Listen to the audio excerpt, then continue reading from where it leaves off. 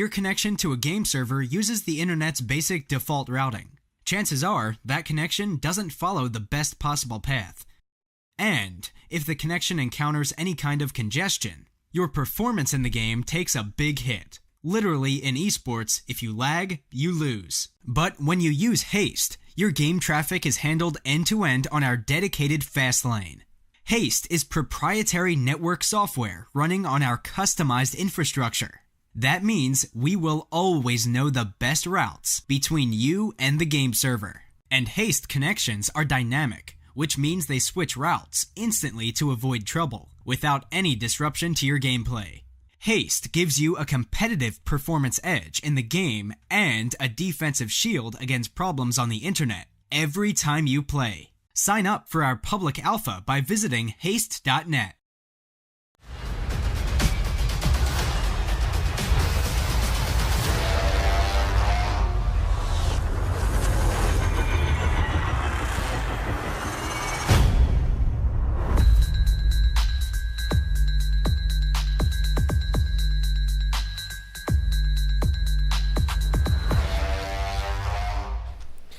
Hello all, and welcome to the second qualifier of the Haste Overwatch $1,000 tournament. Your casters today will be Jimbasco, which is I obviously, and my good pal, Wari. That's me! Woo! Woo! A big thank you to Haste for sponsoring this tournament and a few others like it in the past few weeks and months. They're doing a great job helping esports as a whole grow, and we'll put their site in the Twitch chat for you at some point during this broadcast. Yeah, and if you're wondering, Haste is a company that has worked out their magical formula to reduce latency so that you can play at your maximum level. A lot of pros already trust Haste. I know the team NRG does, and you, well, maybe you should too. Maybe check them out on Twitter at Haste_esports, and of course their website, haste.net.com. No, yeah. Not .com. Haste.net. There's no .com after .net. No .net.com. Okay, this is no not .net.com. This is not Venezuela esports gaming. Yeah, right. Yeah. Also, a huge shout out to the Overguard for allowing us to run these tournaments. They're an awesome community of dedicated individuals that really enjoy everything Overwatch on every platform. So no matter if you're on Xbox, PS4, PC, the Overguard is where you want to be.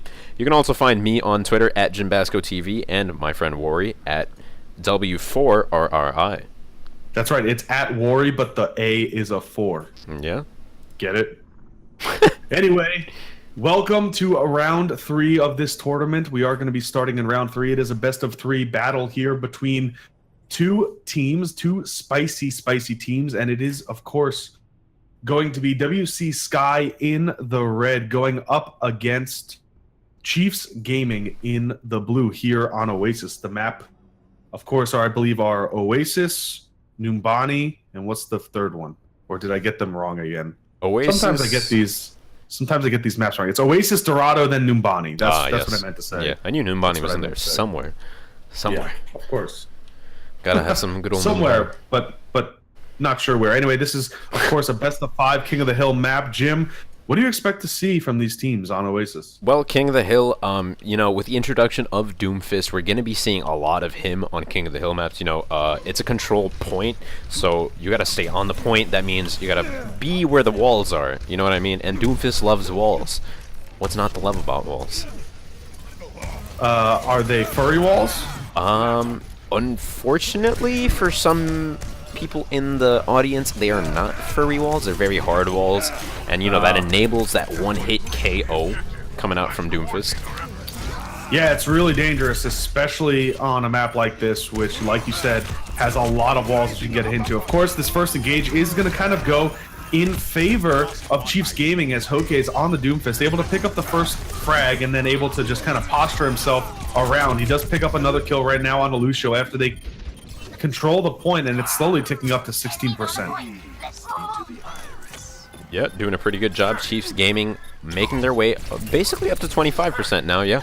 And Smeagol trying to, on the side of WC Sky, trying to make his way over to the point. They're trying their best to recap that point, but Chiefs Gaming stalling it out for as long as you can, and, it's kind of what you want to do on a King of the Hill map.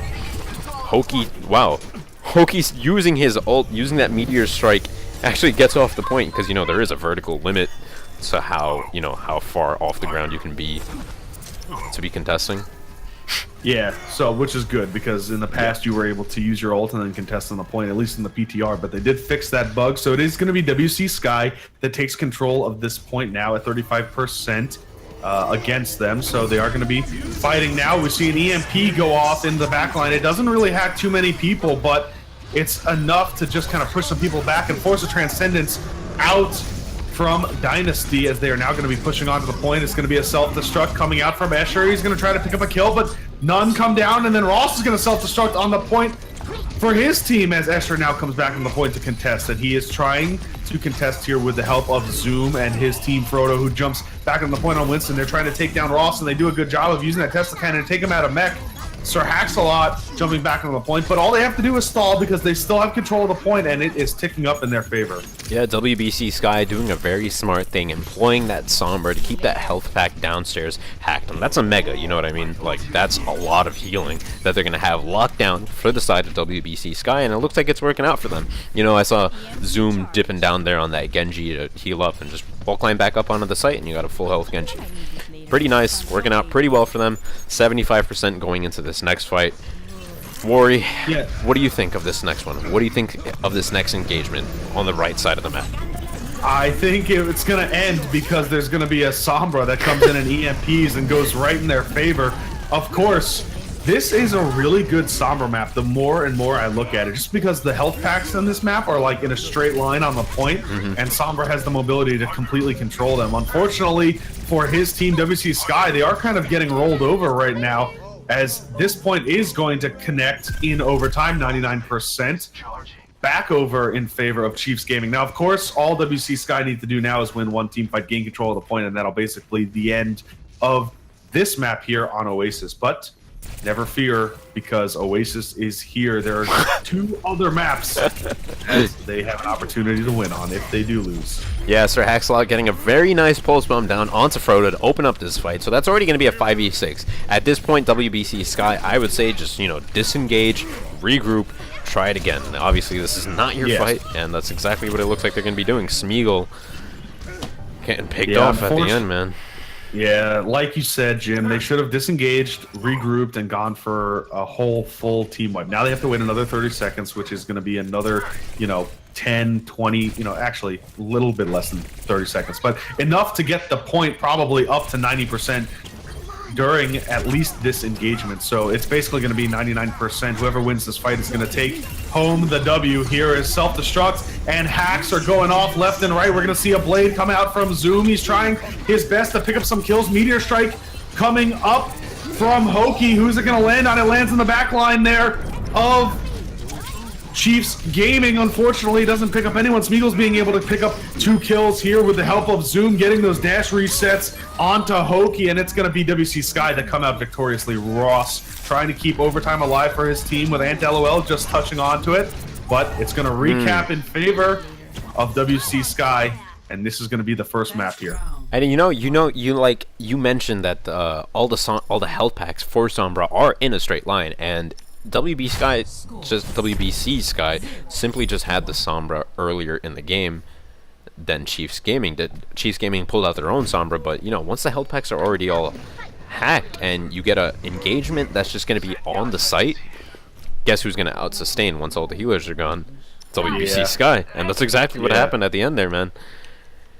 Yeah, it was just the ability to control the health really on the point there, really just kind of turn it over in their favor. And of course, we've seen Hoki play this Pharah before, and he's done a really good job with the pharmacy combination here. So this is a good map to showcase it on. But of course, we're now going to see WBC Sky Zoom come out, and not on the Genji this time. He's going to be on the Soldier 76 to try to counteract Hoki. We'll see how well he can do right now. Yeah, nice air shot by Hoki. We've seen the terrible things that Hoki can do to another team when he's left uncontested.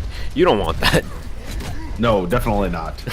You don't ever want to leave a Pharah uncontested in the sky. Give her free range. She'll find your supports and just rain damage down from above. But of course, Smeagol is going to be the one that opens up the point for his team. He takes down Ross, and then Dunks falls to Zoom. Hoki now has all the pressure on him to try to take down someone, but of course it is going to be his Mercy that dies first, and he's going to slowly get himself away. Now that's the danger of Pharmacy, is that your Mercy is at the whim kind of the enemy team.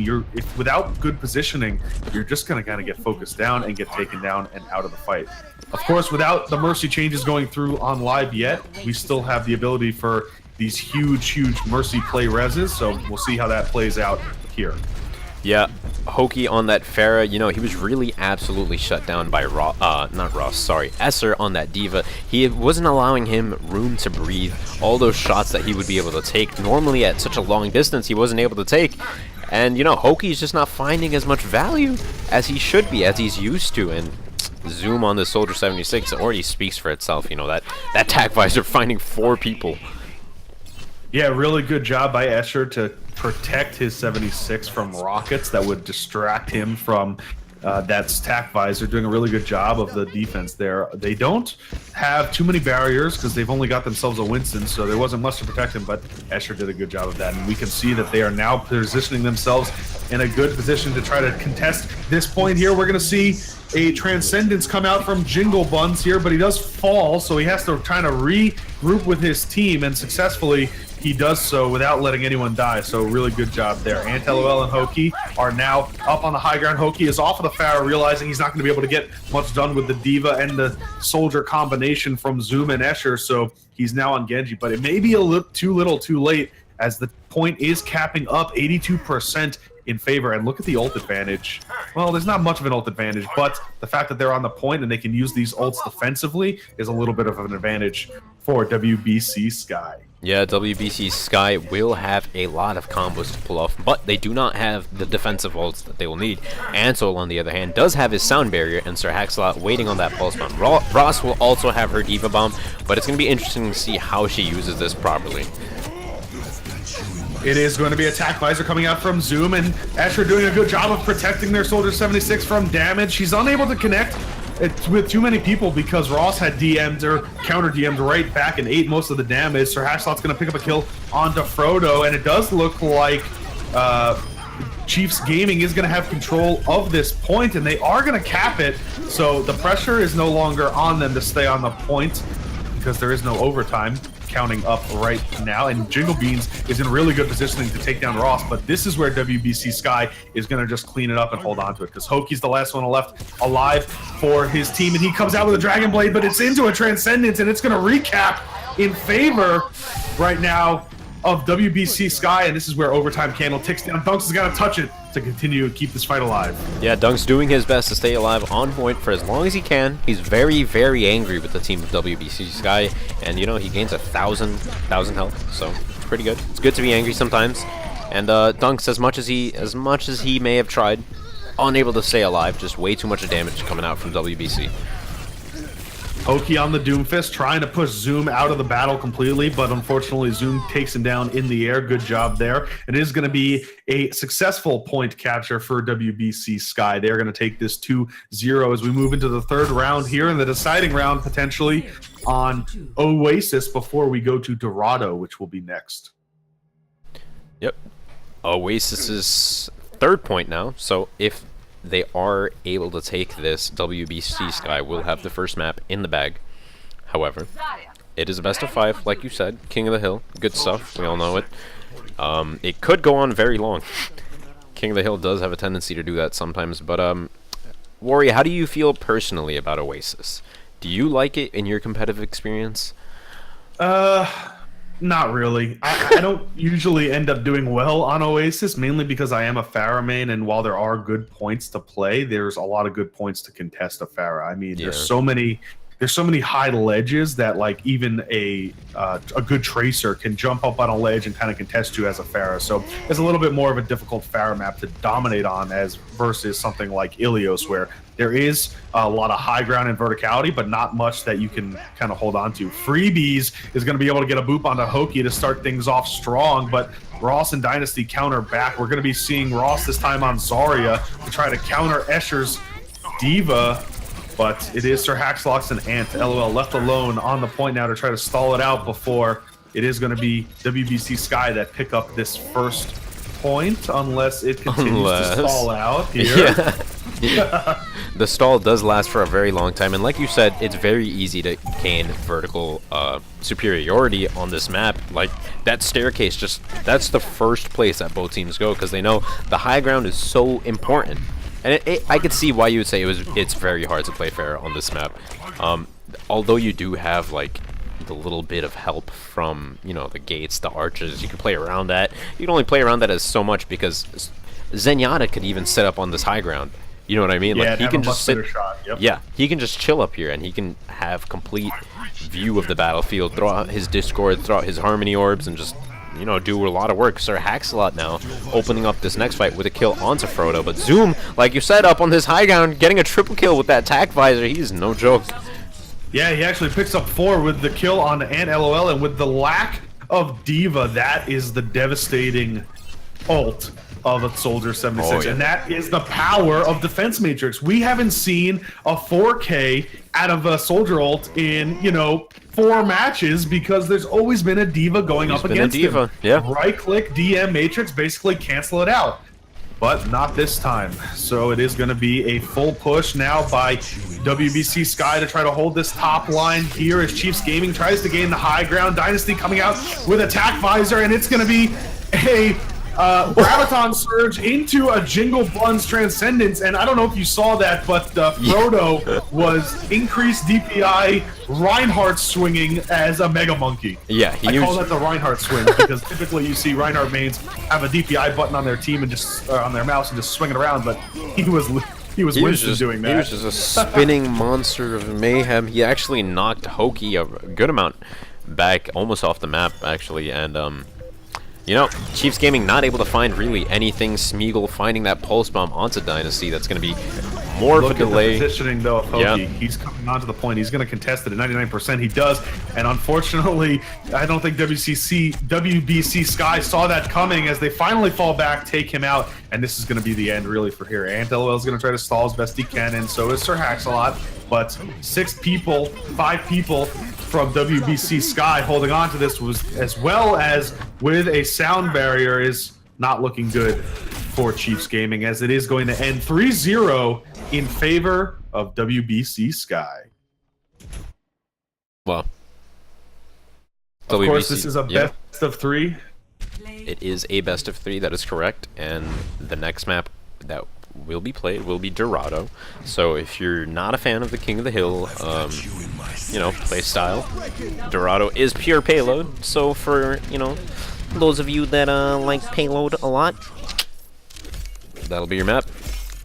Super spicy play of the game goes to Zoom, and it was well done. Of course, like we said before, that's the power of not having a defense matrix to come against it, because look at him. He just sat up top there, got 3 kills, jumped down, got 2 kills, basically 2 kills. He only gets credit for 1, but he did a lot of damage to the Tracer there at the end as well. So it's like, you know, that, and I think that's one of the reasons why they're working on these D.Va changes, Jim, because just defense matrix is so powerful. And I was just about to ask you too, like, with them revealing what they want to do to D.Va, you know, with the input of micro missiles, with the input, well, I guess the removal of basically half of D.Va's resource meter, how do you think that's going to impact her play?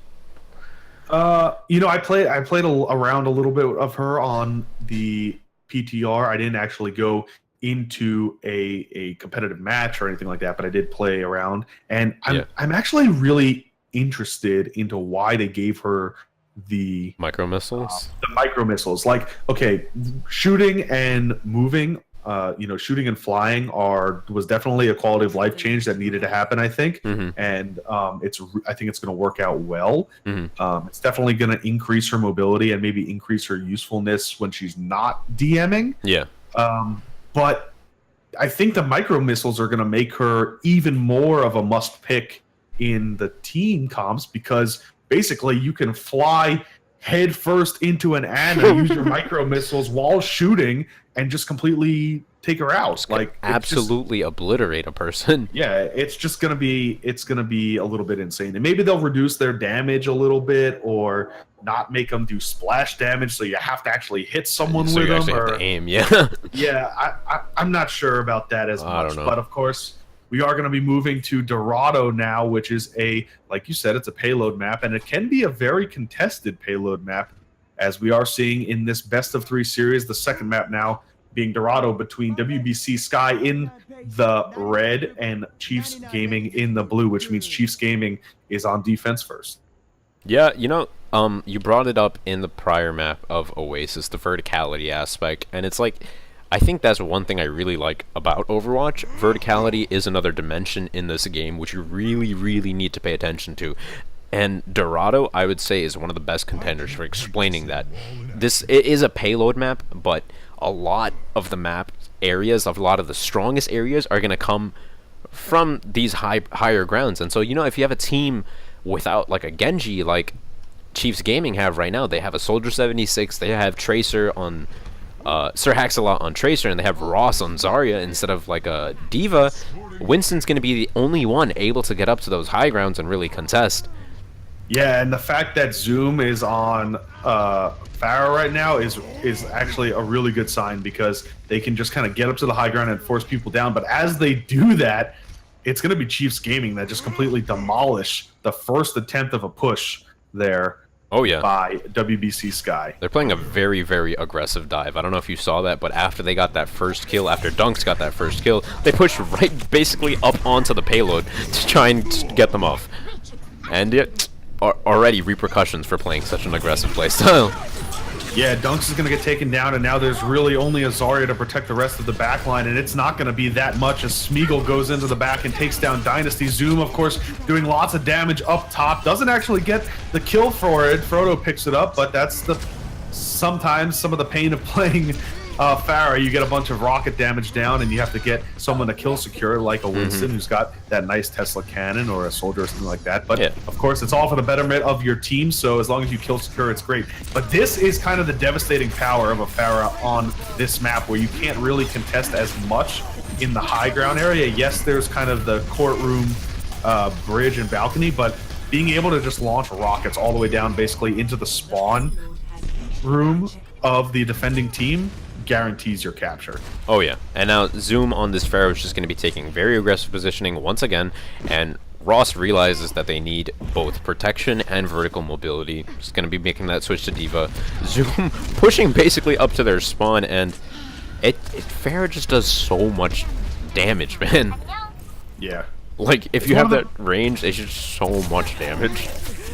One of my most favorite things to do as a Pharah is to basically hold the choke like Zoom was doing right there. Because your splash damage is so high and so great, you can just spam rockets into that spot, contested, and prevent people from getting onto the high ground. He does actually get shot down by Pharah, by Ana. Dynasty does take him down, but of course Jingle Buns does a tempo res to keep his team whole. Dunks is going to pick up a kill on the Smeagol, and a self-destruct coming out from Escher into the backline, forcing people off of that high ground. Dynasty does escape with his life. He's going to try to rejoin his team right now. He's got himself a nano that he can use, and he's just kind of holding on to it right now for the right moment. He's just healing his team. Zoom picking up a kill into Dunks, and it's going to be a rocket barrage. It takes down Dynasty, so no opportunity for a nano there. I would have loved to have seen it onto the Winston there. Dunks trying to build up his ultimate a little bit more and use that Tesla cannon to just take down the squishies, but unfortunately he just didn't get the nano boost off, and Jingle Buns has got himself another res already, so this is going to be a dangerous fight for Chiefs Gaming. Yeah, WC Sky playing very well, Zoom positioning exceptionally, I would say. He's just been out of the way most of the fights, playing against these corridors and doorways, and I feel like that's a very smart way to play. You know, you got one side of you is completely covered, and the only way for the enemy team to come and peek you is for them to come into your line of sight. He's doing an excellent job, Jingle Buns, keeping her teammates alive, and with this Pharah alive, she's just so mobile. It's like so nice to have a good Pharah when you're playing as Mercy Man. Yeah. Just keep you in the air, keep you away from things, keep you in between these two high ground pillars, basically moving back and forth. Ross trying to switch on to the Diva to try to soak up some of that splash damage and those rockets that Zoom was laying down, but it's not enough at this point because, well, they lost it. So the point is going to capture and it's going to move its way into the power plant here on Dorado. But look again how aggressive this team is playing. WBC Sky taking the fight to the spawn room door of Chiefs Gaming, and Zoom's got himself a rocket barrage already, and Jingle Buns is 50% up to another res. And look at the positioning. Yeah. Look at where they're sitting. Zoom is playing very cheekily right now, and he's going to land right on top of the soldier. Gets 2 shots blocked by the pillars, actually, and so that doesn't work out too well for him. But the positioning, I got to give him, give him props for that. Jingle Buns is trying to get back to his Pharah. They're holding a good leash, and he's taking Pharah for a walk right now. And Zoom is going into the back line. Is he going to use the rocket barrage? I thought he was positioning himself for a rocket barrage, but he didn't need it because Frodo uses the Mega Monkey, the Primal Rage, to just do a bunch of damage and push 2 people off and secure those 2 kills. Sir Hackslot doing a good job right now of stalling the cart around. Zoom finally picking up that kill, and the cart will continue to move. Yeah, Zoom just completely dominating the skies at this point. Ross tried switching back to Zarya, giving it a shot, but there's no way they're making it out of spawn without that defense matrix, man. There's absolutely no way. Wow. Rocket Barrage comes in, picks up 1 on Hoki, and that was right as soon as he used Tac Visor. That's one way to cancel out an ult. Yeah, right. Jingle Bun's going to be using that res to get his teammates up into the fight. Frodo gets taken down by a pulse bomb for Sir Hackslot, so a little bit of stall coming out now. 2 minutes and 38 seconds left. This is a long battle to stall out from, so we really need to see Chiefs Gaming win this fight if they want an opportunity to kind of just regroup and gain some control and momentum here. Yeah, I kind of got to give it to Sir Hackslot. He's doing a lot of work, and like a lot of work not meaning that he's fragging out consistently, but a lot of work just stalling out the cart and allowing his team to catch up to him. He's doing fantastically, and it looks like Chiefs Gaming will be able to stabilize finally. Wow. Stabilize, regroup, regain control, set up the high ground, and now they just need to hold on for dear life. 1 minute and 58 seconds left for WBC Sky to come in. Zoom is actually getting off of the Pharah now, and he's going to be on Genji. I guess they're going to try to go for those quick picks. We're going to see Amp It Up Speed Boost come out from AntLOL to keep his teammates as healthy as possible and fast as possible. We're going to see Transcendence come out from Dynasty. So, unfortunately, that was a little bit, and not, I don't want to say wasted because they're definitely going to win this fight, but I think it's exactly what WBC Sky wanted. They didn't use any ults to force that ult out. That's, yeah. Force both those ults out. A fantastic dry push coming out from WBC Sky, and once they realized they got the ults that they needed to get out of the way, got that hard engage. They're getting a couple frags now, and they're having a little bit of trouble finishing off this fight. You know, Smeagol over here should be able to take out this soldier, but it's kind of hard. It's not working out too well. Escher's got himself a self-destruct, but I think he's going to hold on to it and not use it here. Nope, scratch that. He gets taken out of mech, decides to use it, give his team a little bit of breathing room. I guess it works out well. Zoom's going to pick up AntLOL in the backline. Tac Visor coming down from Hoki. This time, no Pharah to rocket barrage him and cancel him out completely. He's going to take down Frodo with it, so at least one worth kill as he's still standing in the backline. Jingle Buns is still moving this cart, though, because he's no longer on Mercy. He's on Zenyatta, able to use that Discord to take some damage down, and it's going to be AntLOL with a sound barrier to stall out. Sir Hackslot making his way now back to the point. He's going to be able to stall with a little bit of help from Dynasty on that Transcendence, but Zoom, right after that trance is over, pulling out that Dragon Blade, is able to pick up 1, picks up 2, gets Sir Hackslot, and he's looking for the 3rd kill, but he has to, you know, put that bad boy away. It only has a battery life of about, like, what, 30 seconds?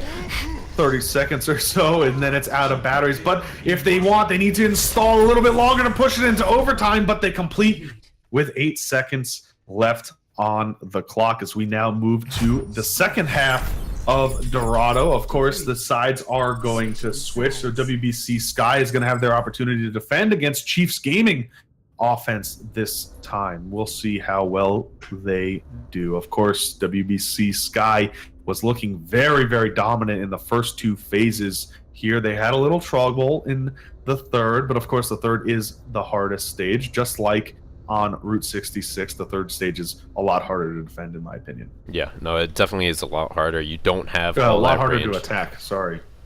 Yeah, and you know, they got the spawn advantage for one thing. You don't have as much range. Like, you're playing right into their hands. You know what I mean? It's like, Yeah. it's rough. But with all that being said, 8.2 seconds. That's not a lot of time, man. Not a lot of time, but it may be just enough that if we have to go to another round, they can get that extra 8.2 seconds of space on the cart or That is distance. true. That is true. And So- WBC Sky, do you think they'll be able to... well, I guess the better question is, do you think Chiefs Gaming will be able to even get to all 3 points? I think so. I would like to see, some maybe cheese, maybe a Symmetra. I think Symmetra is really good on this point, especially with this Archway of Doom. And if you can Yeah. have a good, Symmetra setup with, a really good Mercy, and you have TP and Res, it's really hard to break through this choke point. But on the flip side of that, we have seen really good flanking characters being played by Hoki. So if he were to get himself on Pharah, and now he's on Genji, so he could just go around flank wall, take down the turrets, and then maybe make his way through the choke point. So of course that's not what's happening because there is no Symmetra here, but we'll see the positioning right now of WBC Sky. They're going to be holding on to the red rooftop right now as Escher is the last one there, trying to make his way and hold on for his team. He's kind of a little low at this point in defense matrix, so he's got to regroup with Frodo here in the barrier.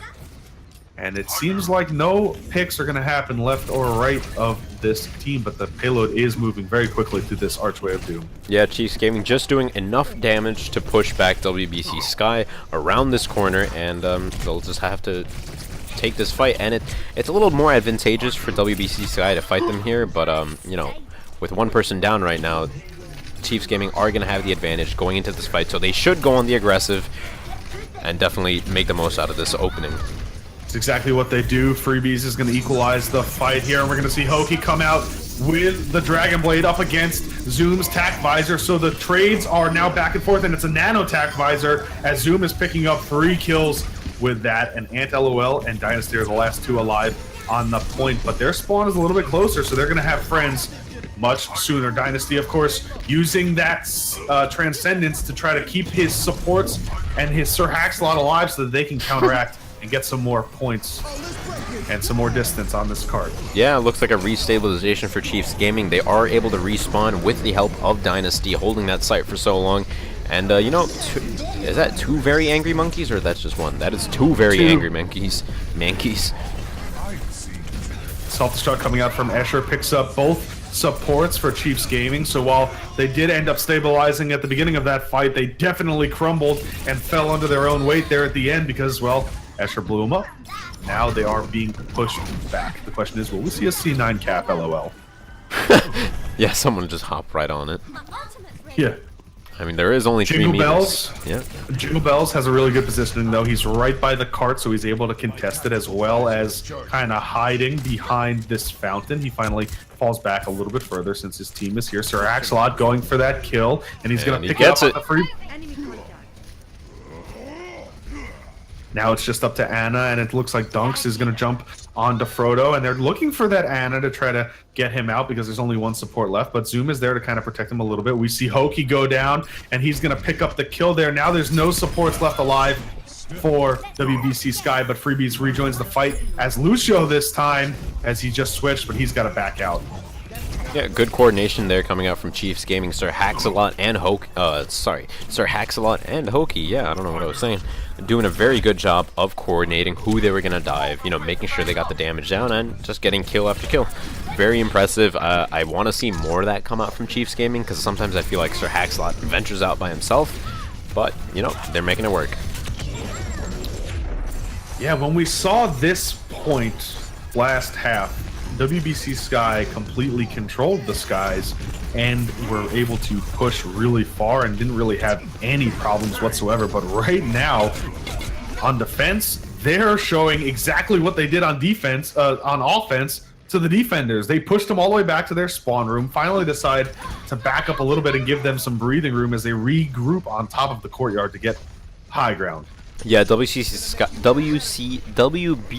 Sky not doing the thing that Chiefs Gaming did. Chiefs Gaming kind of left the high ground very open, so WBC Sky was able to push them in. And, you know, like you said, Sky apparently does like pushing them right into the spawn, because that's what they tried. And although it's not paying off for them right now, the kills are very back and forth. And it looks like Sir Haxalot and Hoki for the side of Chiefs Gaming are going to be able to pull it out. Dunks demacking Esther, Ross finding the final blow onto him, and now they're just fighting this Lucio in a little old room, and the payload will keep soldiering on. Good stagger there. You know, they didn't necessarily kill Freebies right away. They kind of waited just a couple seconds more to give him a little bit of a stagger. But look at Smeagol. He's getting ready to contest this point for his team. They've got 2 minutes on the clock if they want to win this battle. They need to stall it out a little bit. But Hoki gets a great dash onto Smeagol before Pulse Bomb can come out. Battling sound barriers go on, and we're going to see Zoom come out with the Doom and Gloom tack visor with a nano boost. He picks up 2 people. Well, he takes Ross out of mech at least, and that's going to be good enough to continue this battle here for them. Smeagol now has a Pulse Bomb. He sees 2 people. He's going to get the Pulse Bomb. He's going to get both. No! It only picks up Ross, the baby diva. He was hoping it would pick up 2, but that's okay. That was really scary, man. He could have picked up 2 right there. Yeah, it was really scary for that Zenyatta. He did end up dying in the end, but man, when you see someone else get stuck with the Pulse Bomb, you're like, run away, run away! You hope that you don't run the same direction as him, because that could be deadly. That's like one of my... I hate when that happens, man. It's like you're like, run away, stay still, whatever you do, just don't come towards me, please. Yep, Pulse Bomb goes down from Sir Haxalot. It doesn't pick up anyone. Smeagol then trades it back onto the Kill Dynasty. Gonna pop Transcendence on the point. Ross dropping the self-destruct in the air, trying to pick up a kill, all while this point is still inching ever so closer to that contested point. We're gonna see Ross drop that... Escher drop his self-destruct to try to contest and keep people off the point. 38 seconds left, and WBC Sky has an opportunity to end this match right here. Yeah, Ross trying his best to stay alive, and he just gets demeched, and it looks like WBC Sky will be able to fend them off, fend the Chiefs off for one more fight at least, and that's basically all the time that they have left. 20 seconds doesn't give them that much of leeway. WBC Sky doing a great job pushing up as far as they can. Smeagol getting a very cheeky pulse swim down onto Dynasty. Hoki. They need to get to the cart, and they are not even going to be able to touch it at this point. Dunks has got to get there. 3 seconds left. Finally, someone touches the cart. I was getting really scared there to see if they were going to be able to push it into overtime. Sound barrier coming down from Freebies. And we'll see how this fight plays out. There's one way it can go that could end it right now. Was that Ross eating a Pulse Bomb? Yeah, Sir Haxalot just threw his Pulse Bomb into the DM, man. Oh. Escher holding on strong, and it is looking like it is in favor right now of WBC Sky. Hoki is on the Widowmaker. Is he going to get blown up by Escher's bomb? No, he's not, but he does get a pick on the baby diva as she's re-getting into mech. So this could turn out another way, but nope. Freebie says, I'm a Lucio and I go hunting for widows for some Widowmakers. Yeah. Ross has got to stay on this point. He's the only one left alive, and LOL is finally rejoining his team. He's going to be able to contest now, but Candle is ticking down. Zoom pops attack visor to seal the deal, and it's going to be WBC Sky taking this best of 3 series from Oasis and now Dorado. Let's see who the play of the game goes to, Jim. Yeah, let's find out. Who are your bets? Who are your bets? You know, I'm not too sure. I think we're going to see one of the Winstons get it, because there wasn't that many huge plays that I could think of. Ooh. I guess it's going to go to Zoom. Yeah, I guess so. Let's see what he does. Do you think it's going to be a Rocket Barrage? I don't remember him using Rocket Barrage here. I think he just picks up a kill or 2. So here's one. He gets one and gets a second, and that's going to be play of the game right there. What a play.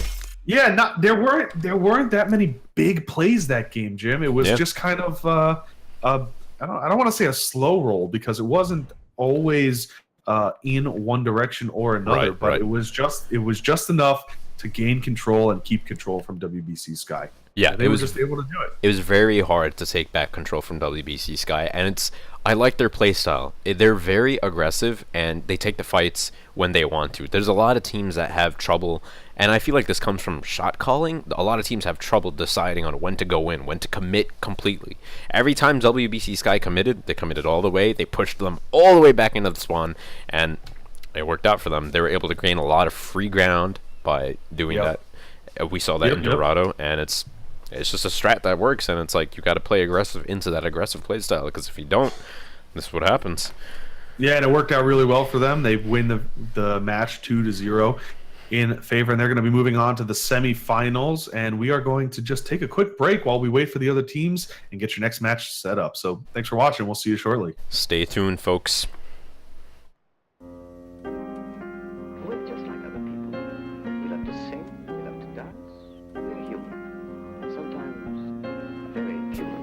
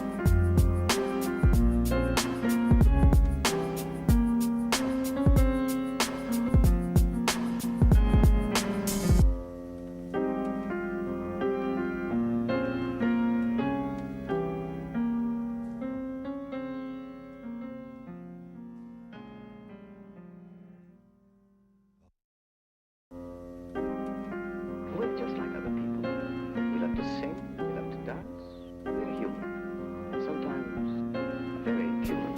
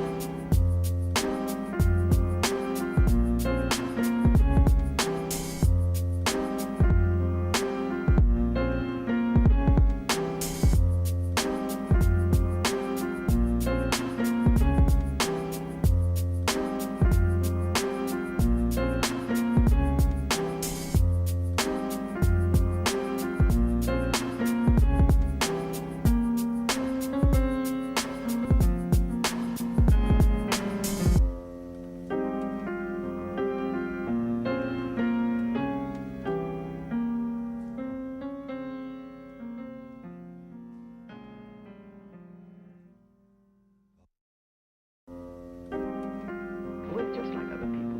We love to sing, we love to dance. We're human. Sometimes very human.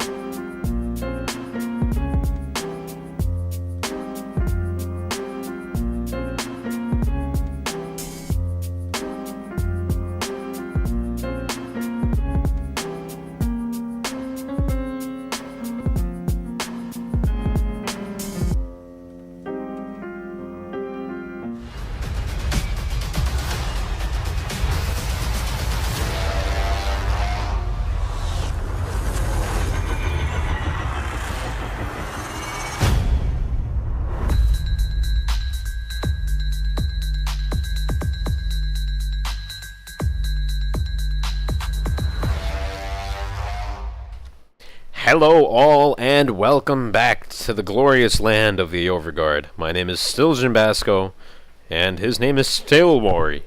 Yes, it is. Yes, it is.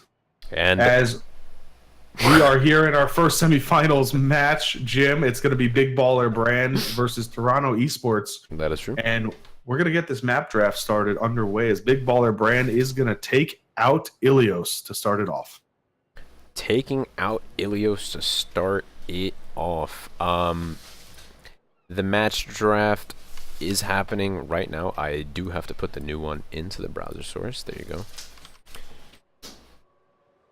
And there we have it. I've actually never used this website before, so it's going to be kind of interesting. This is Draft Watch. It's an alternative to owdraft.com, and my pal Wari does trust it more.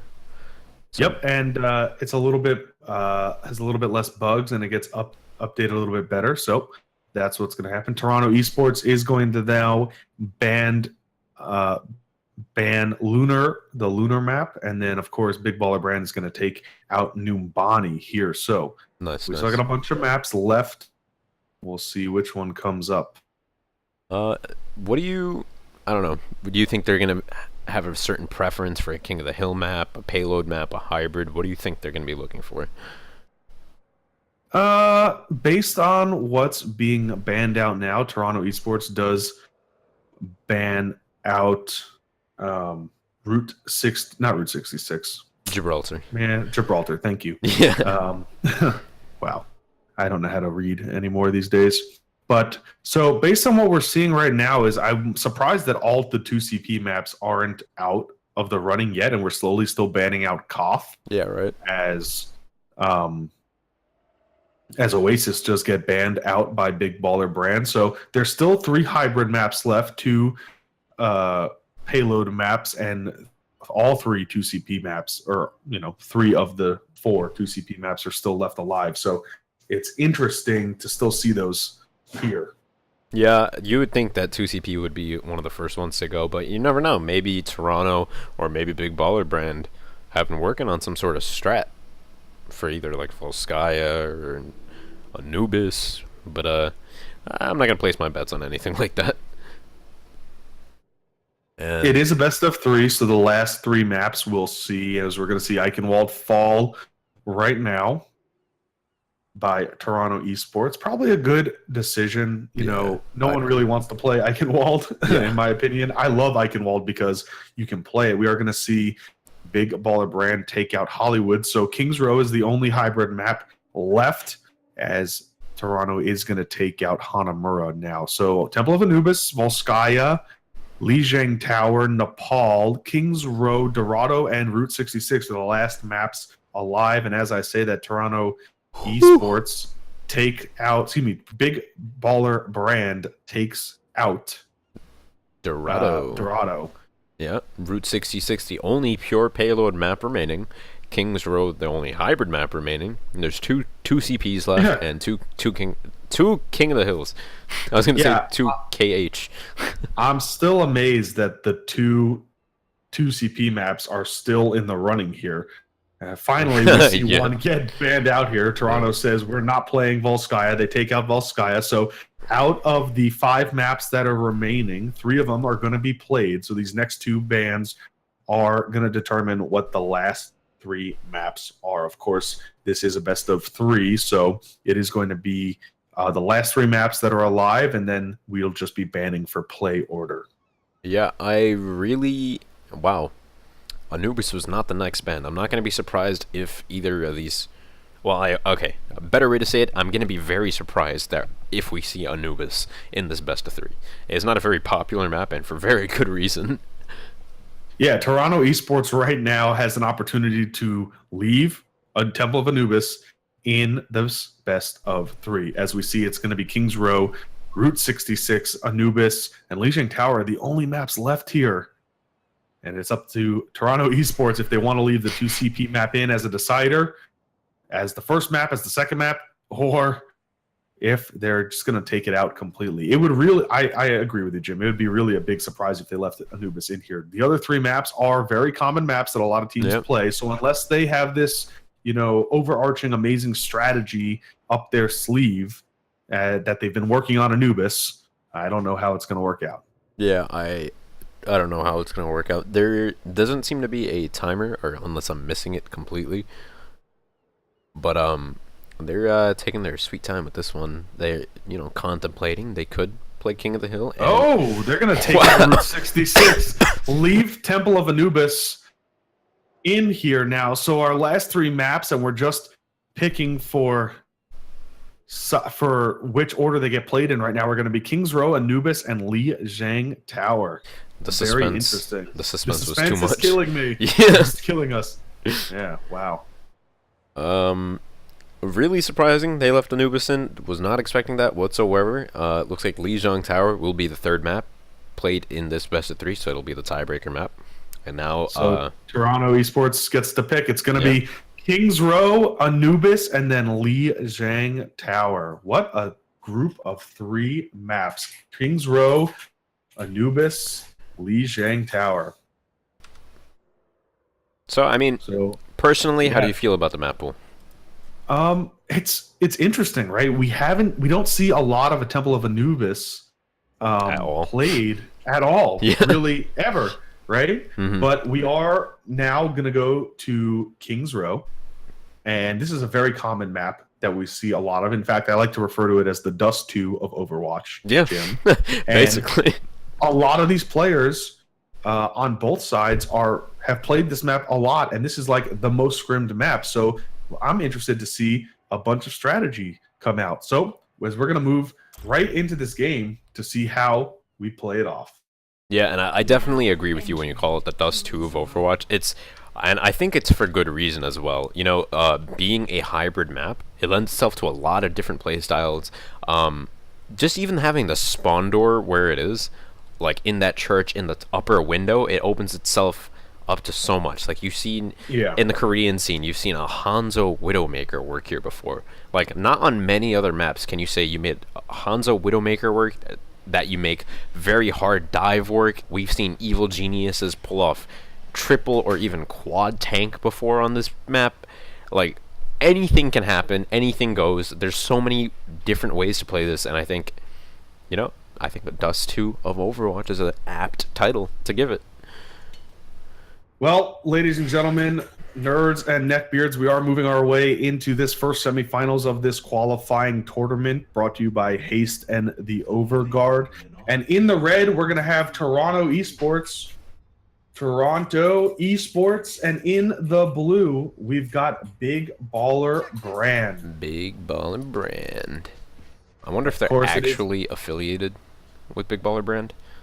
Oh, that's something that you could find out, or if they just like them so much. It's probably pretty easy to ask. Anyway, we're going to see Toronto Esports starting out on the attack, and like you said, they're going to start off with the Widowmaker Hanzo combo, it looks like, probably just to scare some people and get a nice Sonic Arrow to start the game, Jim. Yeah, that Sonic Arrow, although it may not be much, does give you a little bit about their positioning, gives you a little bit about their team comp, and you can use whatever advantage you can get.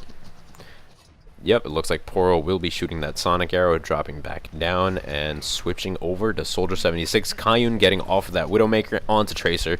So a pretty standard comp coming out from both sides. It looks like Dive on the side of Big Baller Brand. Big Baller Brand going for the counter dive right now. APOC does get the first opening kill onto Kayun. Ace of Spades picking up a kill onto Snow, and looks like that is going to be a successful counter dive by Big Baller Brand, and they really showed them that they can be big ballers.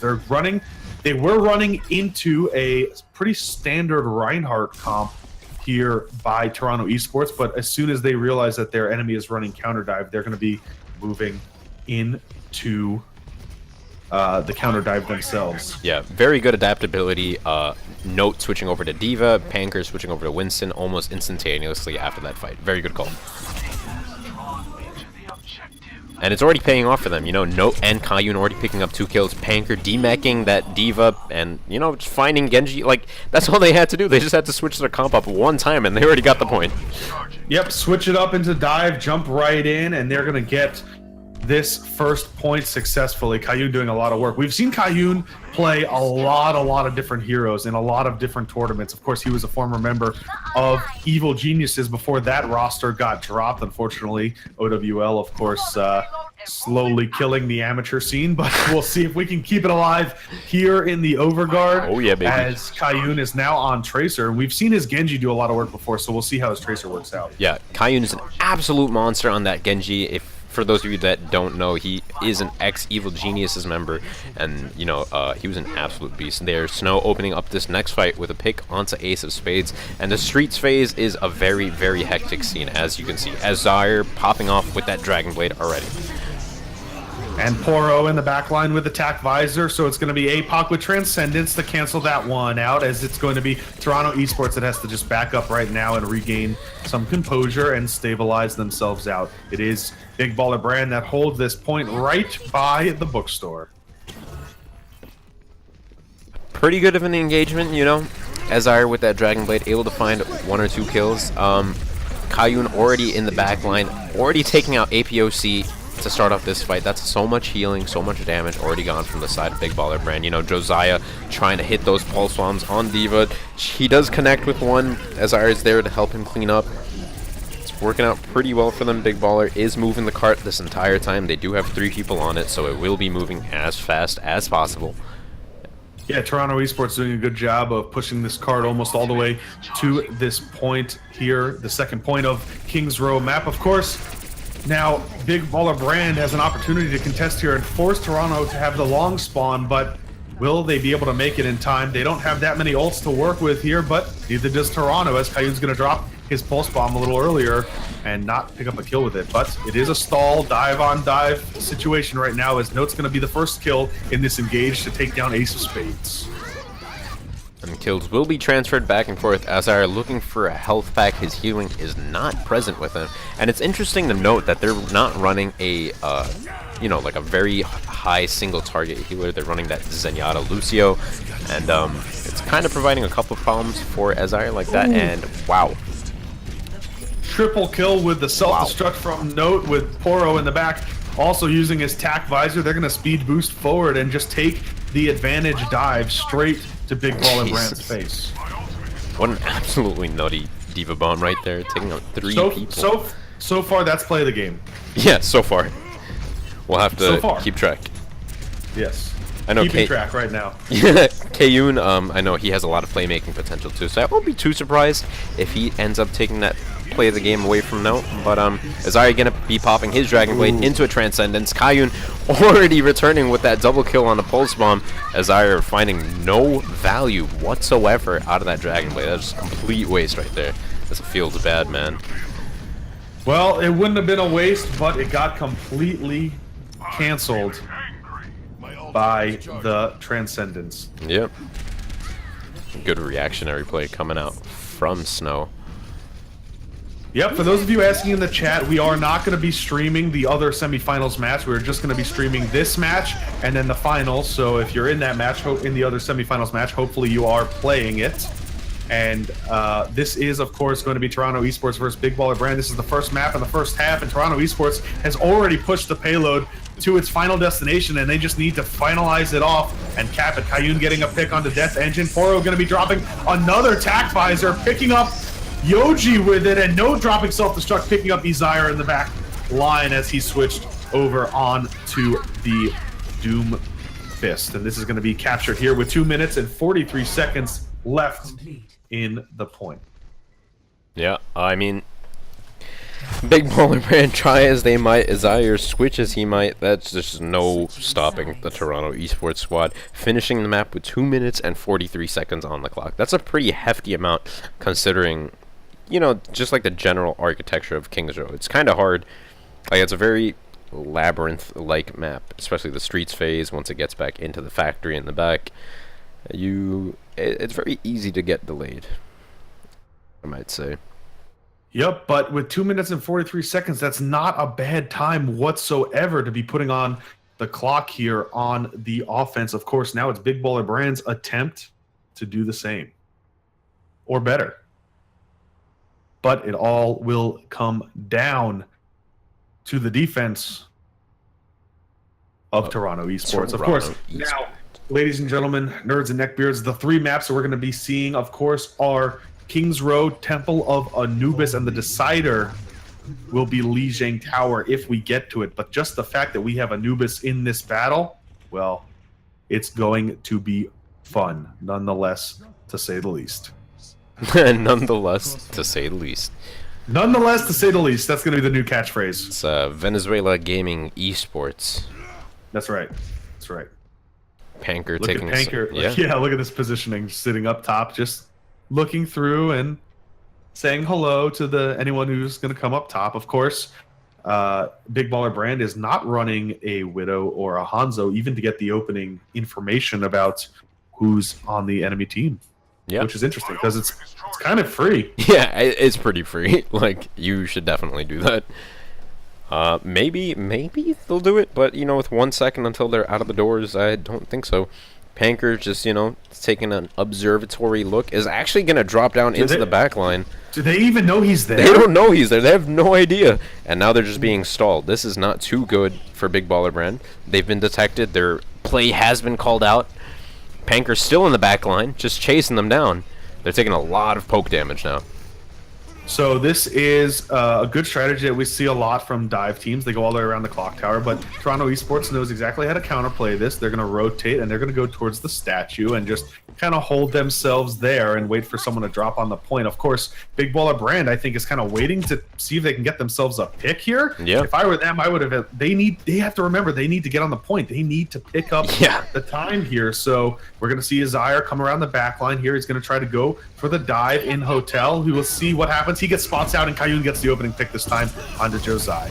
So 5v6 already, and Big Baller Brand should try and escape, but Azire getting that pick onto Snow, that's going to be huge. Kayun and Note, however, returning, and, you know, it's just back and forth at this point. Josiah does make it back to the fight. And really good, I guess I want to say engage control there by Kayun and his team, Toronto Esports. They didn't jump up, they didn't try to take the fight to them, and they just waited out the time. They're like, all right, if you guys aren't going to jump on the point, then we're not going to attack you. We'll just wait here until you do. Of course, they end up kind of losing the numbers in that fight, but they rejoin right now. Poro going to get 3 kills, 4 kills. That's the new play of the game in our tracker if we're waiting for it. It's now been stolen from Note, and it's on to Poro. Yeah. So a good successful hold, but there have been 2 ticks that have gone in favor of Big Baller Brand, so still an opportunity for them to put up a better time. Yeah, Big Baller Brand did trade some kills, and, you know, they did have the spawn advantage, and that really played into them playing that game of attrition, and they got those 2 ticks, like you said, but will they be able to finish out the point now?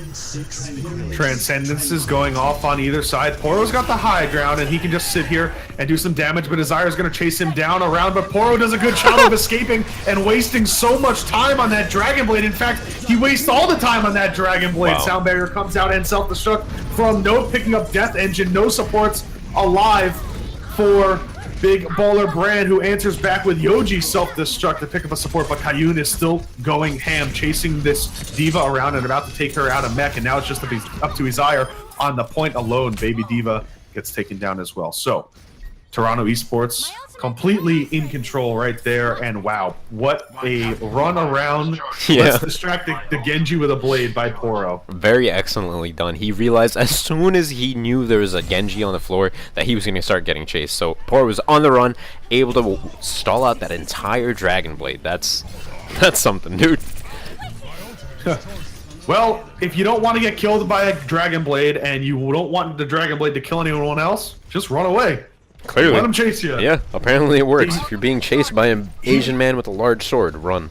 Poro was smart too, because he knew he was going to have to use the dash to get up to him, so he didn't have to worry about, you know, getting dashed from behind, so he just ran away. Transcendence coming out from Snow to keep his team alive after that sound barrier engage comes out from Big Baller Brand. Yoju doing a good job of getting into the face of Poro and finally taking him down, but Note picks up both supports of Big Baller Brand while that is happening, so the point is still in control right now with 18 seconds left by Toronto Esports, and their is very little time right now for Big Baller Brand to do anything, and they're going to have a big team fight right now to make something happen. Josiah is going to take down Note, and there's no defense matrix now to cancel anything out, and Ace of Spades is jumping into the back line, trying to get some more kills. This is the time that Big Baller Brand needs to put on the clock. It's overtime.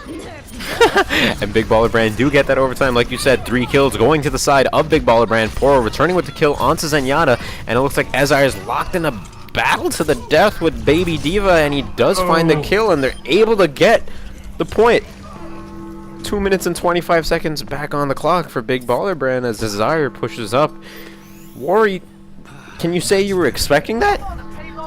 I wasn't. I thought Toronto Esports was going to be able to hold on to that point till the very end. They do, unfortunately, get just demolished there at the last point. Well, I guess demolished is kind of a harsh word. They did hold on to it, and they were doing a good job. Just a series of unfortunate events that led them to losing that point. But, of course, they're in the street space now, and they still have 1 minute and 53 seconds, which is not a lot of time for Big Baller Brand to push this card. Not a lot of time at all. Ezire in the back line now, trying to get some work out of this Dragon Blade, but that Sound Barrier is just going to completely mitigate any sort of damage that he's putting out. APOC finding a kill on Takeyun, surprisingly, after he threw out that Pulse Bomb, and now the fight on the site will just keep continuing. This is a very, very hectic fight. I love every time we see Transcendence come out from one team. We see Transcendence come out from the other. It's like Transcendence on Transcendence. It's kind of almost what Sound Barrier used to be, where you would see Sound Barrier pop, and then you would wait like a couple seconds, and then Sound Barrier on the other team to try to so your Sound Barrier would last longer than the enemy team. But look at this. Toronto Esports just coming in with the white. Poro drops his tac visor. He doesn't get many kills with it, but it's enough to zone Big Baller Brand backing out of the fight. Hopefully they're able to find some sort of value in this next push. Big Baller Brand positioning themselves with the monkey under the window. Not much, just trying to get grouped up. Poro taking a couple pot shots from the side, trying to get some early damage down, but he's not going to find much. He's going to fall right back onto the site, and it looks like the fight will be taking place in close quarters, not around this corner, and Toronto trying to take a pretty aggressive engagement here. Big Baller Brand, Ezire going down. Well, going down into the back line with that Dragon Blade, trying to find some kills. Does find Insomniac as the whole team of Toronto Esports basically gets wiped.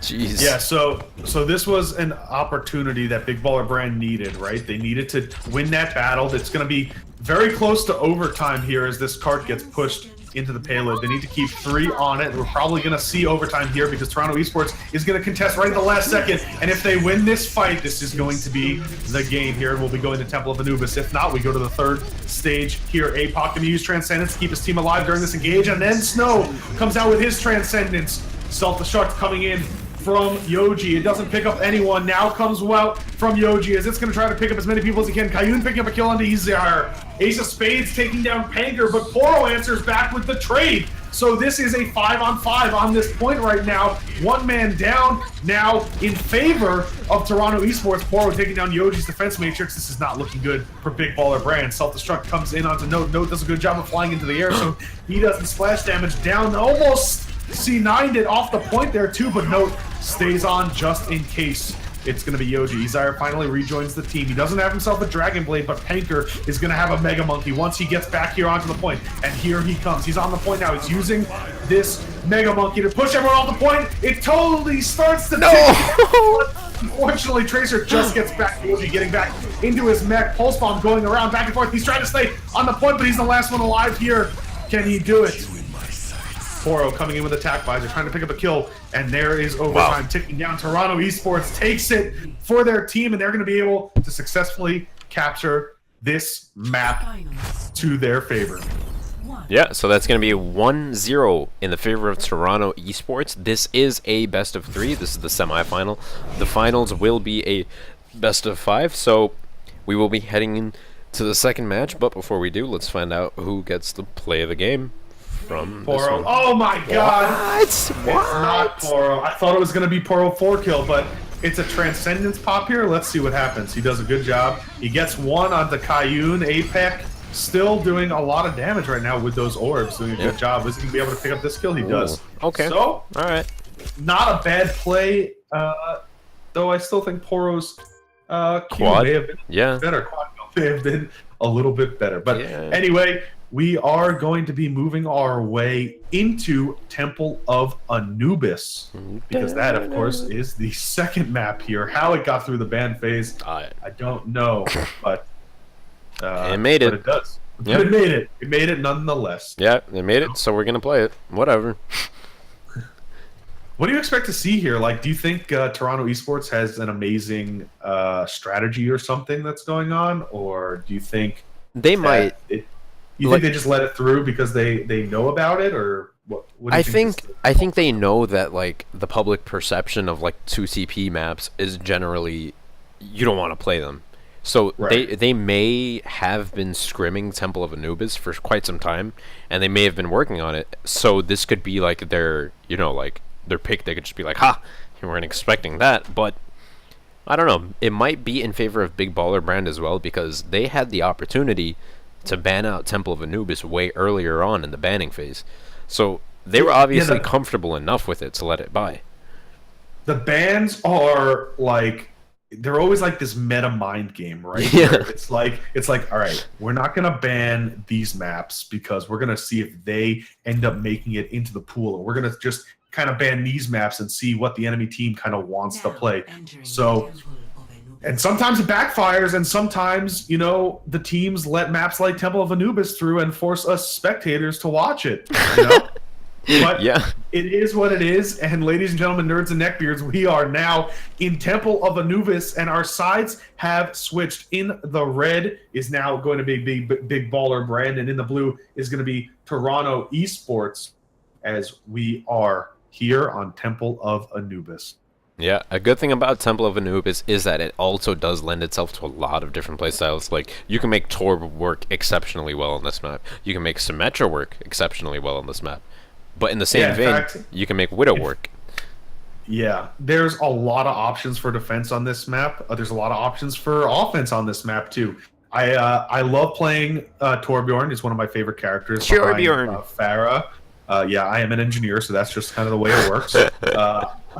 I'm not a dwarf, but I am fat, so it kind of works also to that favor too. So you get half of it. So I get half of that. I'm kind of tall. Some people would be like, Dave, why don't you play Roadhog? You're tall and fat. Ha ha ha. Anyway, but so I played Torbjorn nonetheless, and he works really, really well if you have the team comp to do it, to work around it. The problem is, a lot of the times, and especially in this new meta where dive is like king, it's very, very hard because basically everyone just dives right past your turret or dives right onto your turret, and sometimes it's a little bit difficult to do. But we'll be seeing how these two teams play. They're both running dive, and this time it's going to be Snow on Symmetra, and they're going to be playing a solo Lucio with Sombra on defense here for Toronto Esports. Yeah, and interestingly enough, Big Baller Brand on the attack. Azire's running that Doomfist, Josiah running that Reaper, APOC running an offensive Sombra on Anubis.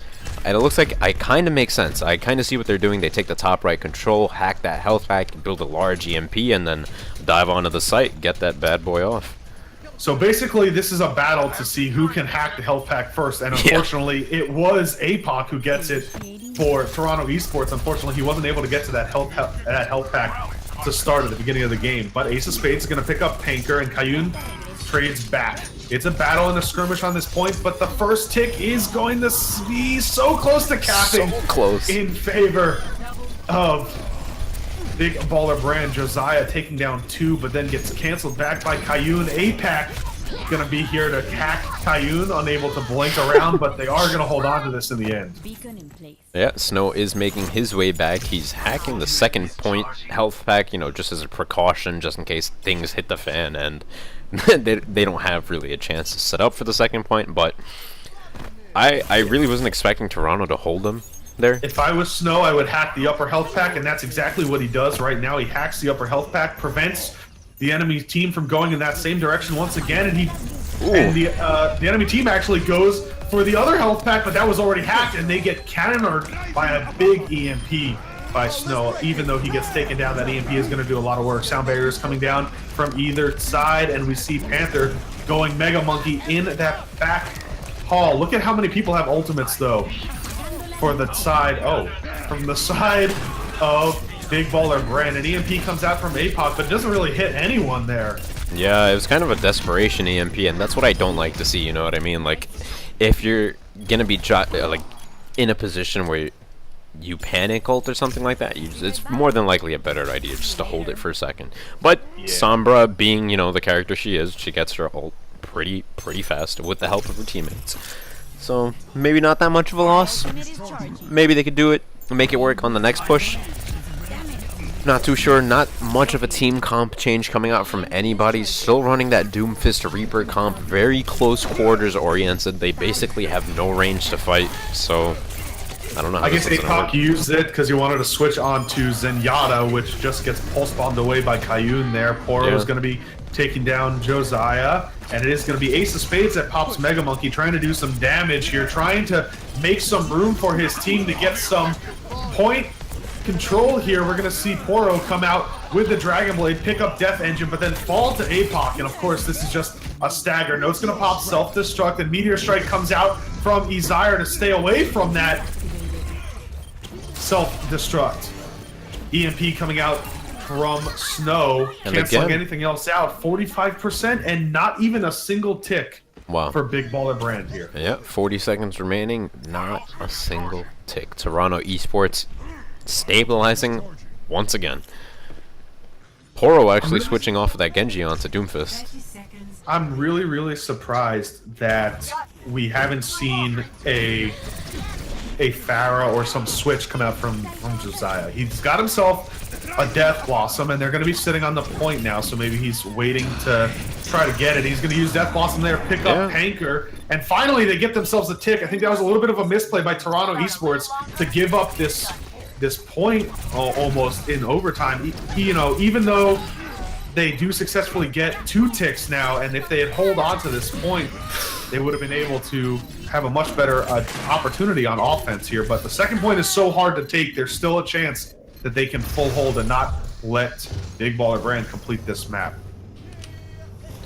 We'll see. There's 4 minutes on the clock for Big Baller Brand to try. I was kind of expecting Kayun to stall for a little bit longer, but really unfortunate. He threw his pulse bomb right into the defense matrix. That was just sad to watch. Kayun's a very good player, but it's the power of defense matrix. Yeah, man, the power of defense matrix. And it looks like right now, Big Baller Brand will be positioning on the right side. The EMP does go down inside that hellhole of a room. Poro on Toronto Esports on that Doomfist, trying to take an offensive engagement from the front, but gets picked off, and now his team's going to be, you know, trying to fend this off for as long as they can. Kayun getting that pick onto APOC, that EMP going down. Diva Bomb as well. With the new competitive rule set with 2CP, you really got to be a little bit more mindful of the ticks, right? So even though they're going to hold on to this, there was still an opportunity for them to just go back and not let Big Baller Brand get a tick. Now they have to fight that much harder when they're on offense. Look at this stall also coming out onto the baby Diva. They finally decide to kill him, Yoji, and reset the stagger. So although they're doing a good job of holding on to the point completely, you have to be a little bit more mindful, because now when they're on offense, they have to at least get a tick, whereas they could have just full held them and not given up anything. Yeah, they could have. It would have been a smart move from Toronto Esports, like you said, to just fall back, you know, and not give them that one tick. But like you said, that's 33% that they're going to have to cap on the second point if, you know, if Big Baller Brand don't cap more. And it looks like they might be. They're pushing into this right room now, and they're going to open up with the pick onto Snow. Yoji returning with the kill onto Panker as well. Oh, no. Is doing a good job of keeping some people alive, but then Izire comes in with the one-punch kills, and it's not looking good right now for Toronto Esports. They don't have the numbers on the point, and it's going to be a stall fest now if they need to make things happen. Ace of Spades coming out with the Mega Monkey, pushing people off, and an EMP coming out from Snow. This is their opportunity to regain control and regain the numbers. Can they do it? It looks like they have numbers, and they're going to slowly hold on to this point here. Yeah, I can't believe that. EMP was actually a really great value EMP. They got the Diva, got the ulting Monkey on site, and they were just kind of immobile, you know? And they're going to stall out this Diva once again.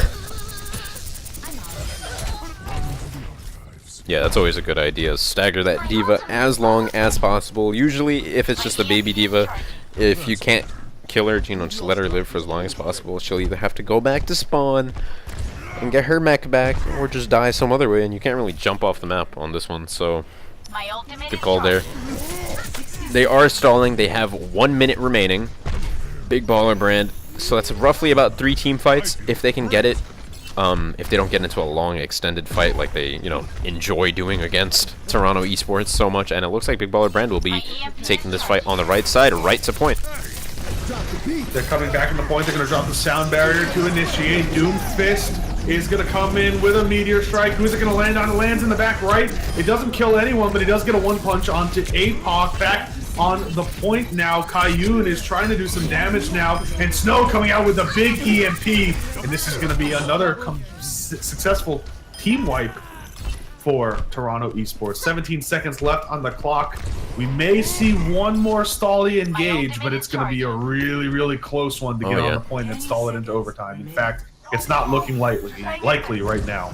Yeah, less than 5 seconds to get on the point. The ulting monkey is trying his best to get in, but he can't do it. Just what a body block by Toronto Esports. Oh my god. Absolutely blocked that ulting monkey at the front door, and if, you know, if they were 1 second off with that, he would have landed. Yeah, what a good body block by Toronto Esports to prevent that overtime tick. So they do successfully defend and prevent Big Baller Brand from completing the whole map, but they still have to get at least 2 ticks in order to be victorious here if they want to take this and make this a quick 2-0. They did take King's Row, so we'll see how they do on offense here on the 2CP of Temple of Drawnumis. I mean, Temple of Anubis. Yeah, Temple of Drawnumis is my preferred name for this map. I'm sure you guys could figure it out why. It's kind of in the name, but actually, in this situation right now, there is no opportunity for a draw. That is true. Because basically, not only do they have to get 2 ticks, but if I recall correctly, they actually have to get the 3rd tick. Because if you saw how close, 93.9% captured that's by basically Big Baller Brand. That's basically a complete cap of the 3rd point. And if they don't do that, well, they lose. So there's no opportunity for a draw here. We are going to see a winner on Temple of Anubis. And already up in this series is Toronto Esports. So, you know, if they're able to cap both points at this point, they're going to take this map home. And you know, if Big Baller Brand is able to defend their temple, then they'll take it to the 3rd map, which is your body is a temple, man. Oh, thank you. Do you defend it? No defenses. Just walk right in. No defenses. Yep. So walk right in. Open for business, baby. In that case, the spicy Jim Basco is open for business, just like the gates of Temple of Anubis right now, as we're going to see enemy contact. Toronto Esports in the blue try their hand at attacking right now, see if they can get themselves an opening pick to start this off. Poro's on Genji. Kayun's going to get that opening pick onto APOC, who's playing the Sombra. So this might be the initiation that Toronto Esports need to take this first point. Kayun's going to pick up another kill onto Izire. Oh, man.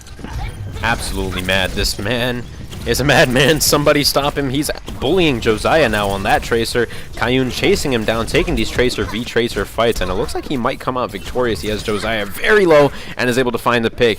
The rest of his team, otherwise, in other parts of the map, getting picks, clearing out this site, and it looks like the first point will be heading over to Toronto Esports. With a lot of time on the clock, which means they'll have a ton of time to capture this point. So while Big Baller Brand... What? What? Oh my god. I thought my game glitched for a second and they were already on the 2nd point, capping it. That was very wrong. Yes, of course, this is going to be an EMP coming out from Snow. It didn't really hit anyone, but I guess they were hoping that they were going to be around the corner there. Insomniac's going to drop the sound barrier, and Toronto Esports is now pushing on to the point now, holding on to this. Kayun going to pick up APOC and canceling out EMP once again from being built up. Pulse Bomb goes down and ends up taking down Note out of mech here, and we're going to see Panker go Mega Monkey now. No one so far being able to gather up any points because, well, they're doing a good job of contesting this point. We call it Brandis. Pro's going to take down Death Engine with that Blade, and Ace of Spades and Josiah are going to hold on right now and trade back the kill. So this is going to be a C9 reset. No ticks in their favor right now. And they'll have another 6 minutes to get in there. Yeah, Snow fighting APOC down under the tunnel now, but throughout that fight, he was building up his ultimate, so Snow will have his EMP ready to go. Note as well will have her Diva Bomb. So going into this next fight, they roughly have 5 minutes and 45 seconds. That's an absurd amount of time. I just forgot how much time they actually have. That's ridiculous. Poro switching over to the Reaper now. Kayun staying on Tracer. And not many changes coming out from the side of Big Baller Brand. Azire on that Soldier 76 will have his tack visor ready for the defense. But, you know, if he gets hacked, that's of no use. So it's going to be interesting to see how Snow uses that EMP. Snow uses the EMP to their advantage. They pick up 2 kills. Apoc's got himself an EMP as well, but he gets taken down by Poro. Kayun's going to take down Koji, and Ezire's going to finally use that tack visor on the point, trying to pick up some kills, but he only gets 1. And now it's time for Stall City. EMP comes out, but I think most of Toronto Esports did a really good job of, you know, line of sighting that. So well done by them to know that they can all get down in the corner there, but it's still being contested and no capture point yet has come out in their favor. Another EMP coming out from Snow. What a Snow kill. is a Really monster. I'm pretty sure he hit everybody with that EMP right there. That was absolutely nuts, and it looks like that's what's gonna end up winning them the game right now. I may be speaking too soon though. Big Baller Brand making resurgence back onto the site. Kayun does have that pulse bomb ready to go. Everybody's on fire on the side of TO Esports. Kayun demecking Yoji. Panker finishing her off. Snow picking up Ace of Spades. Snow already back 2/3 of the way to her EMP, and she's gonna keep getting kills after kills. And that'll be it. Toronto Esports. So chat just brought to my attention that the very first hack, the very first EMP that comes out that I thought was a little bit of a waste, actually was a very smart play. And thank you, chat, for pointing this out. The EMP so that they could get control of the bottom health pack. That allowed them to keep dropping down in the middle of the fight and hold on to it. Toronto Esports taking this game, this match 2-0, play the game, going to Insomniac somehow. On a Lucio, yeah, what? He even asking himself, what did I do? I don't even know. Oh my. That was kind of a nutty kill right there. That was, as much luck as that was kind of nutty. Yeah, very much so. We are now back sitting at our desk because that was a 2-0 victory for Toronto Esports. Yep. Pretty handily so too. Toronto doing very well. What a great job by Toronto Esports, and definitely doing a good job on setting up that last point capture. They had a lot of time to do it, and they did it well. So, well done to Toronto Esports, and they are going to be going up against the winner of KVMKT versus WBC Sky. We'll be bringing that to you shortly. Very shortly. Thank you guys so much for watching, and definitely stay tuned. We'll be back with the finals as soon as that game is over. I want to give a big shout out once again to Haste for sponsoring this tournament. They were able to provide the prize pool for this tournament and a couple of the other series that we've hosted. If you don't know about Haste, they're a program to reduce your ping in games like League of Legends and Overwatch. It is a subscription program. You pay about $7 a month, I think. But they've got themselves a free trial, but you can go check them out at haste.net. They've worked out their magical formula to reduce latency. It's basically like a built-up VPN specifically made for gamers and the game servers. It gives you a direct link to the game servers and the optimal route for your connection. Of course, also check out Overguard. Thanks for allowing us to run these tournaments. They're an awesome community of dedicated individuals that really enjoy everything Overwatch on every single platform. Xbox, PS4, or PC, the Overguard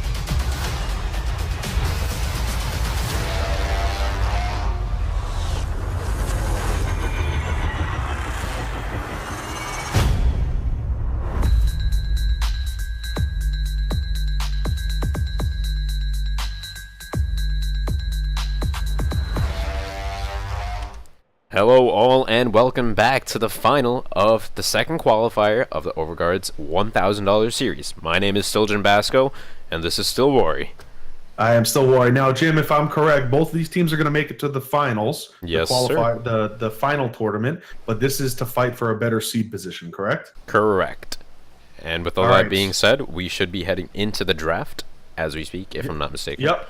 You are not mistaken because the draft is underway, and as we're seeing right now, a bunch of maps have gone the way of X86 and out of the match completely. We've got no more Lunar Module. We've got no more Volskaya, no more Kings Road, no Numbani, no Eichenwald, no Dorado, no Hanamura just gets taken out now. Toronto Esports is in the ban control.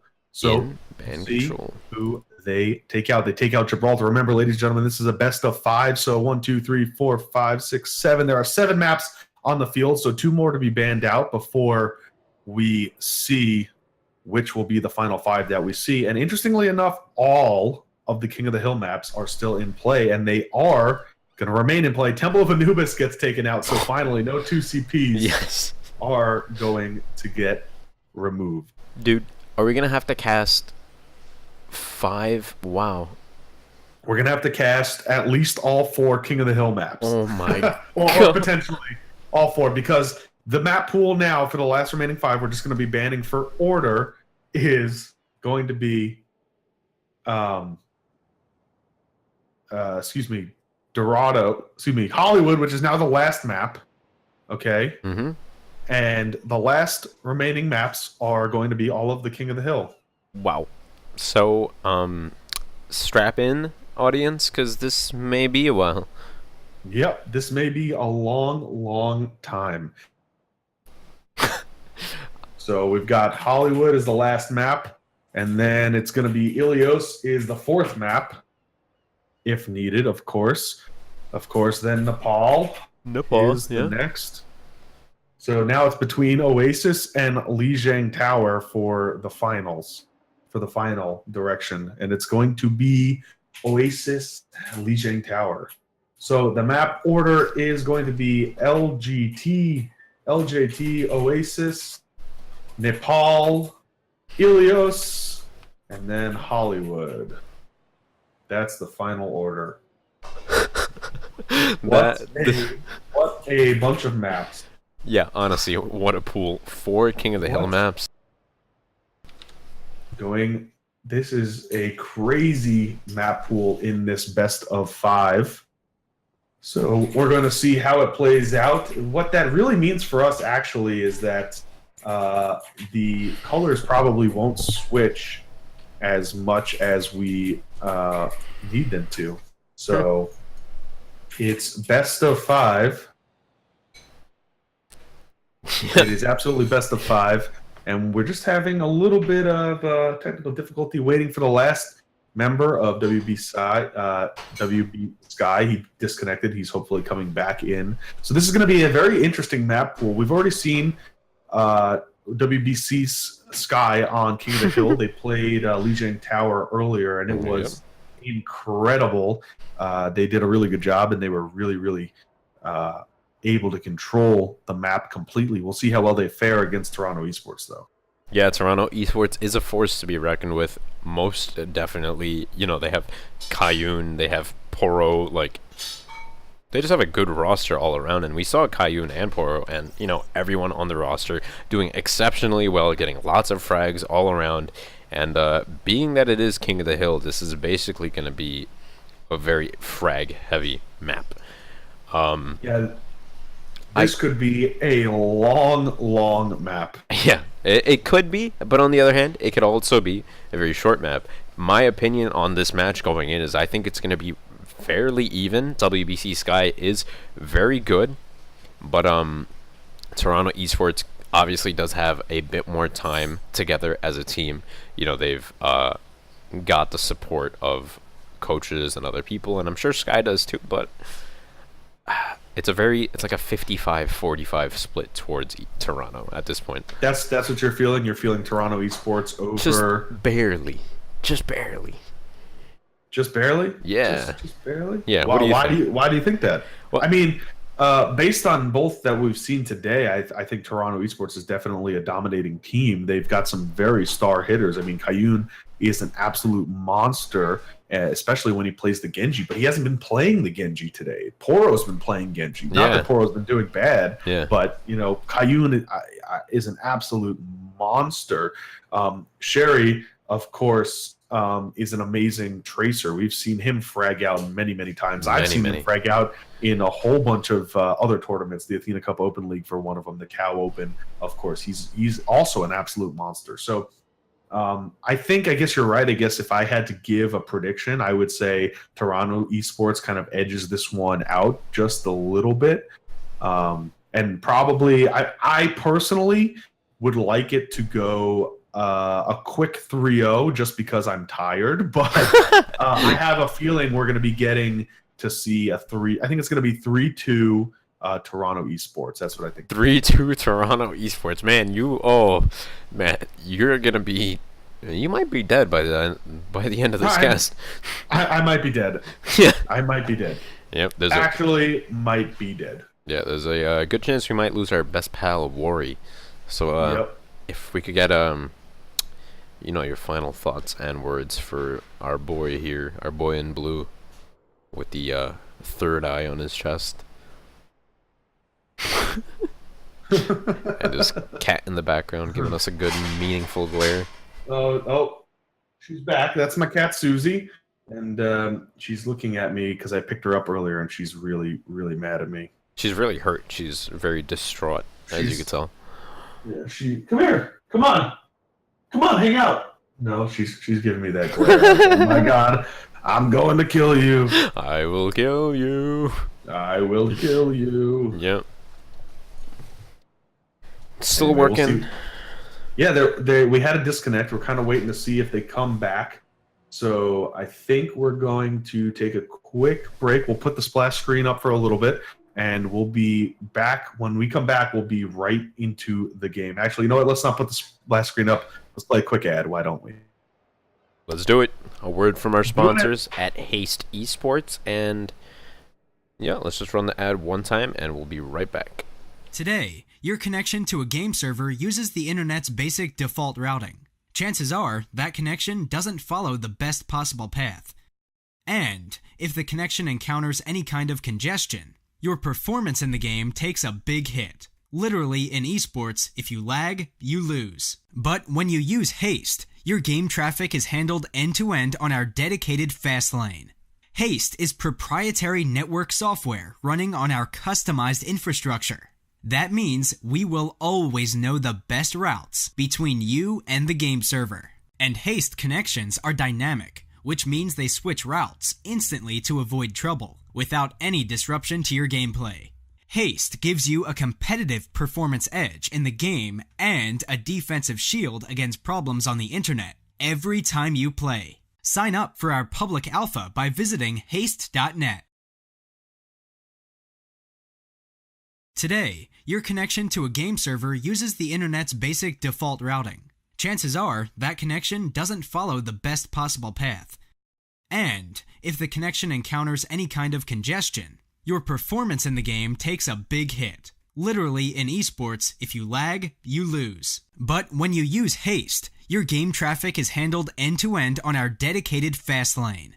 Haste is proprietary network software running on our customized infrastructure. That means we will always know the best routes between you and the game server. And Haste connections are dynamic, which means they switch routes instantly to avoid trouble, without any disruption to your gameplay.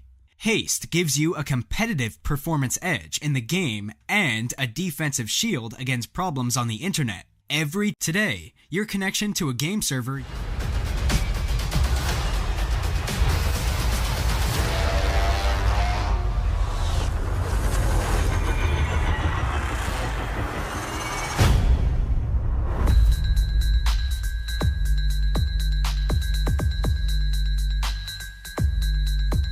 Nerds and neckbeards, welcome back. We got to see a word from our sponsors, Haste. Of course, they make a great gaming tool for reducing your lag. If you want to check it out, haste.net. They have a free trial on there, you can go ahead and give it a shot and see if it improves your ping any. It should, and it probably will. Anyway, we're back here with WBC Sky and Toronto Esports in the grand finals, best of 5, all King of the Hill maps, except for the last one, which is Hollywood, if we get there. Jim Basco, how are you feeling?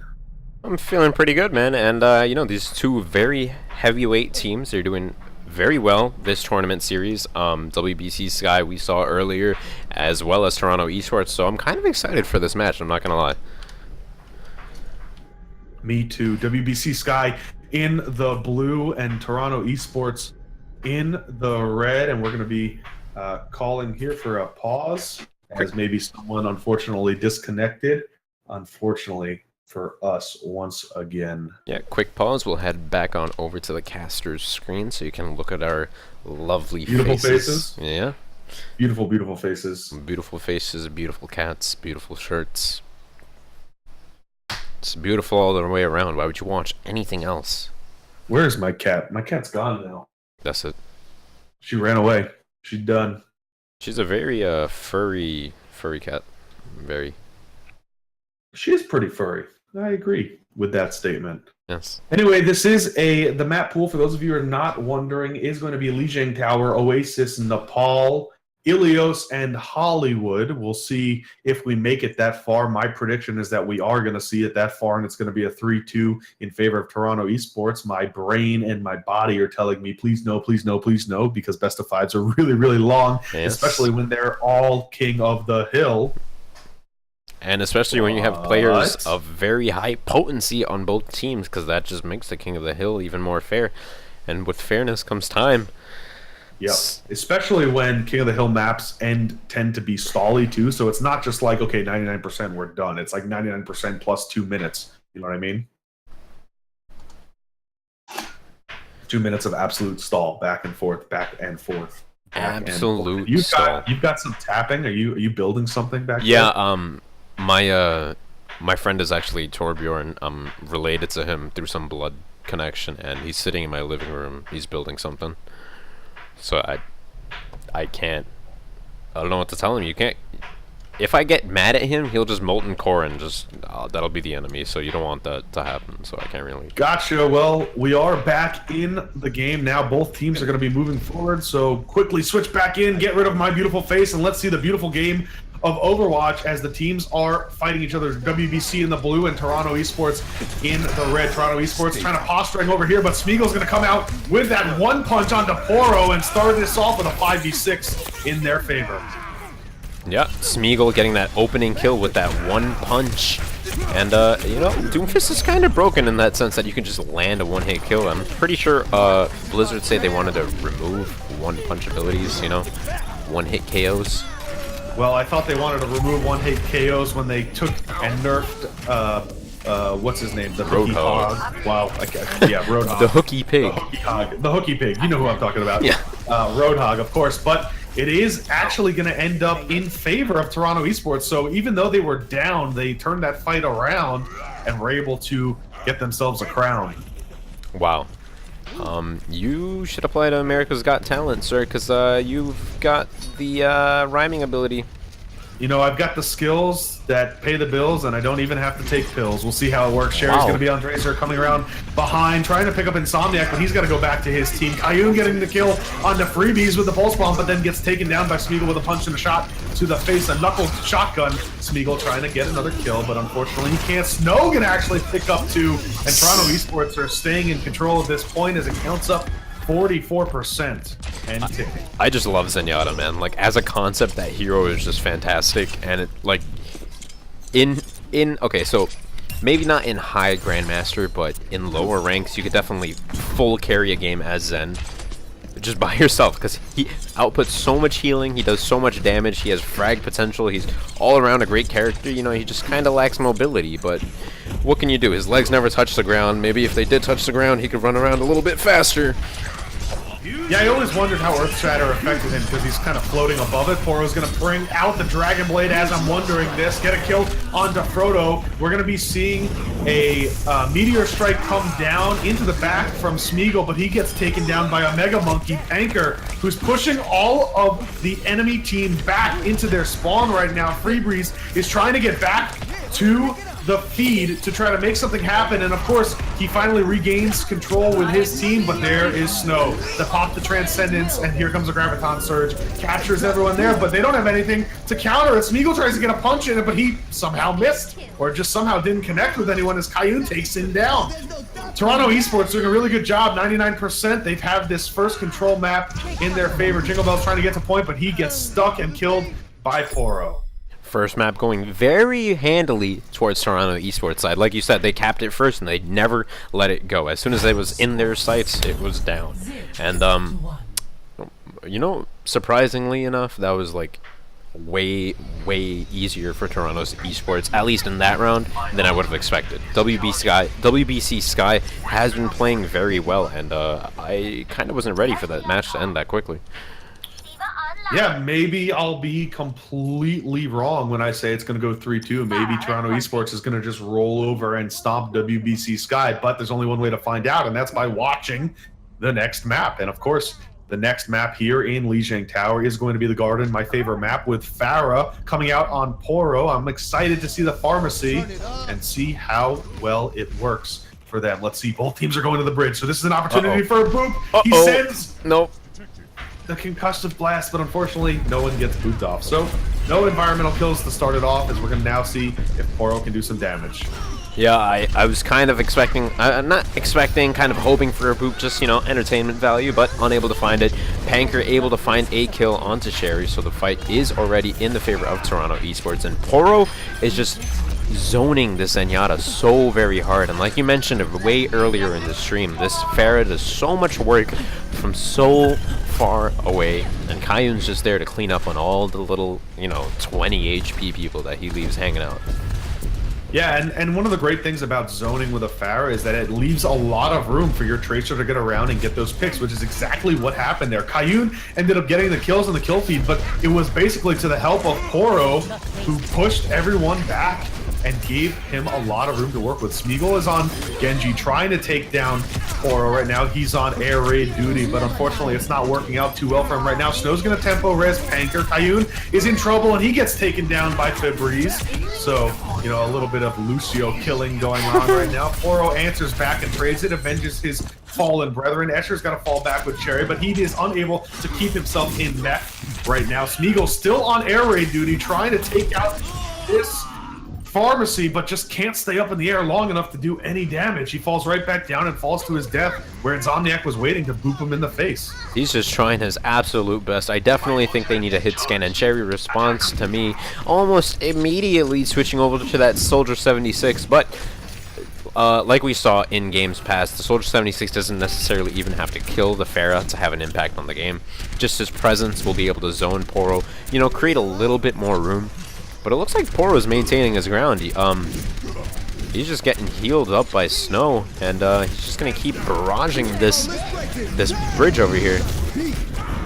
Speaking of barrages, he's got it in the bag, waiting for his chance to use it. Smeagol's gonna pull out the blade, pick up Insomniac. We're gonna see a res soon. Here comes the rocket barrage. It's gonna get a lot reflected, but he ends up picking up the kill onto Frodo. Snow does pick back up Poro, so another good res by him to pick his carry and his leash dog back up into the fight. We're gonna see Transcendence come out from Jingle Buns, trying to keep his team healed up all the way. You know, Jingle Buns, healing all the way, trying to make that happen. But Insomniac is staying on it, taking down Cherry and self-destruct. Here comes Smeagol again on air raid duty. Gets a nice dash, takes down Poro to 50%, but he has to back away.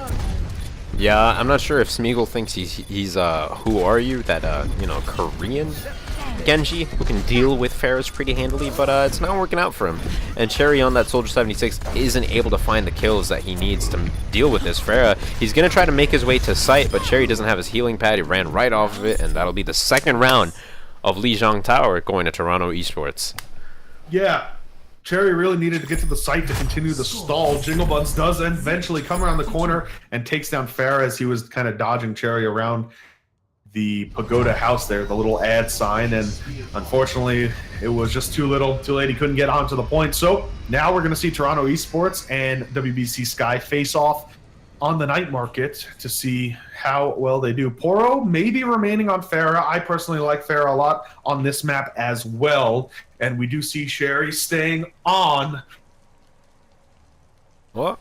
Well, I was going to say staying on the Soldier, but he then changes to Farah and then changes over to Tracer. So he is a really good Tracer, and we see Smeagol now taking over for Farah duty on the Soldier. Yeah, I wonder what kind of impact Cherry will have now that he's on the Tracer. Like you said, we did see him do a lot of work in previous tournaments and in, just through previous experience.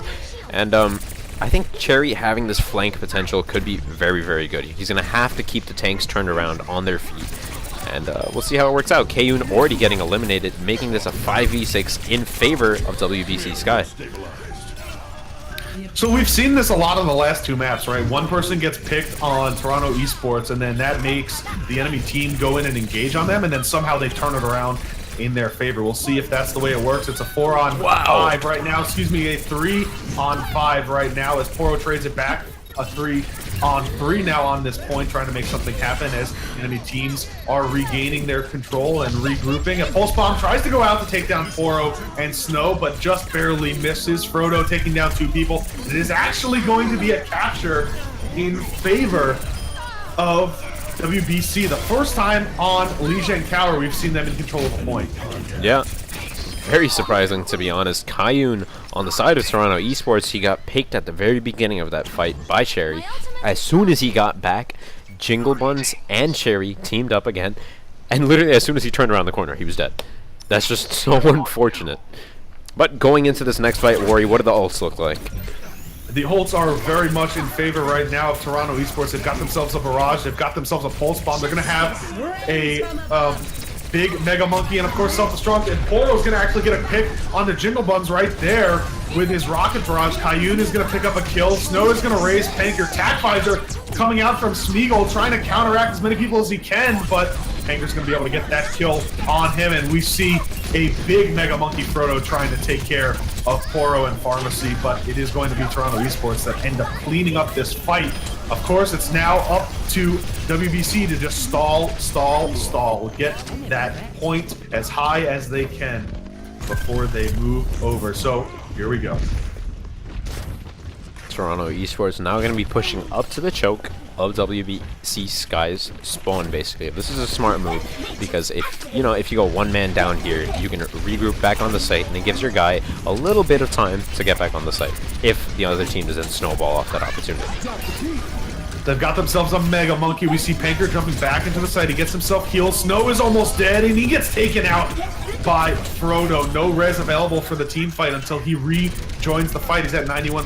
Frodo getting another kill on the Insomniac. No healers alive now for Toronto Esports, and it's their turn right now to stall as Frodo and Poro are battling it out on the point right now. We're going to see Kayun rejoin right now, but Escher is there to DM Matrix away. Fabrice is going to get that kill. Panker is there. Snow has got himself a res. He's going to come in and get 2. He gets booped around. Is he going to find the one he's looking for? He does. He gets Kayun.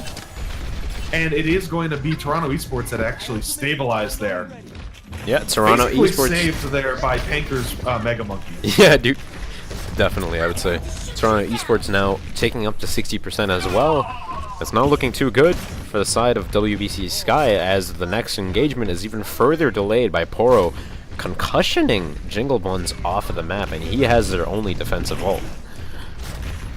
Remember, ladies and gentlemen, this is a best-of-5 finale, so this is the first map only, and it is Lijiang Tower. The next one will be another King of the Hill, and that will be Oasis. And if Toronto Esports has this much ability to just counter everyone with this Farah, imagine what they're going to do on Oasis as the battle kind of reigns supreme right now in front of the night market food signs in front of WBC spawn. Cherry's trying to get his way over to the point to force Toronto Esports back, and Frodo goes Primal Rage trying to beat the Pharmacy away and trying to beat them out of submission. Snow finally makes it back onto the point. He's almost got himself a res again, and now he does. Will he be able to use it in time? If anyone dies, he flies back into the window. Sound barrier being dropped by Fabrice. They're trying to regain control of this point. and they have 99% There's just Toronto Esports. absolutely no answer for this Farah. She's just been sitting outside of the point, absolutely uncontested, raining hell from so far away. And it doesn't look like anybody knows how to counter it. Yeah, Poro doing a really good job. Pharmacy doing a really good job. Panker is going to get to play the game here. I think this is the time when they hold on to the points. Oh no, this is actually on Garden. I thought it was going to be on that map there. He gets one kill here, and he takes Escher out of mech, maybe? We'll see how that works out. Yeah. Play the games today have been kind of uneventful, you know, kind of just Pretty the way it's yeah. been falling out, you know? Yeah. Nothing really, none of the major plays showing up. Anyway, we are going to be slowly moving on to our next point here, which is, of course, Oasis. The Oasis. Welcome to the Oasis. Welcome to the Oasis. What if that's what the announcer sounded like in the game? Yeah, that would be kind of cool. I'd like to. You know what? I don't like hearing my own voice. It's really interesting thing because you know I listen to streams of myself and I'm like, oh my god, I sound terrible. Twitch chat, tell me if you agree or if you like the way I sound. If you like the way you sound, I guarantee it. Anyway, we are ready for the next map in this best of 5 series, which is going to be Oasis. It is Toronto Esports up 1-0, so we're going to go ahead and get the game underway. Nice. It's good. So Oasis is also King of the Hill map. It's going to be another best of 5, and the series is also best of 5. So if it goes anything like the last game did, Bori, what are your predictions? If it's anything like the last game, I'm going to say Toronto Esports is going to take this one also wholeheartedly, especially if they continue to stay on Farah without an answer. So we will see now if it's going to happen. Of course, our colors have not changed. This is a best of 5. This is WBC Sky in the blue and Toronto Esports in the red. And from what I'm seeing right now, it looks like we're going to have pharmacies on both sides. Yeah, it looks pretty much, I mean, not pretty much like pharmacies on both sides. It looks exactly like pharmacies on both sides.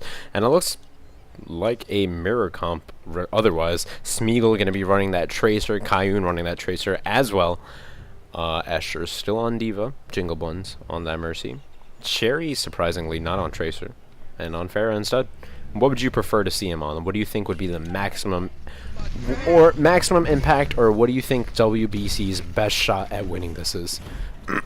I think Sherry needs to counter Poro. And one of my most favorite things to do on Farah is to counter another Farah and make them switch. So we'll see if either Farah can do that to each other. Kayun's going to be picking up the first kill on the Smeagol, making this a 5v6 right now. And Poro is still bullying their pharmacy. Look at him. He's all the way in the back line just following Jingle Buns around. Now Sherry's got an opportunity to take him out with a beautiful air shot. One, can he get a second? He does!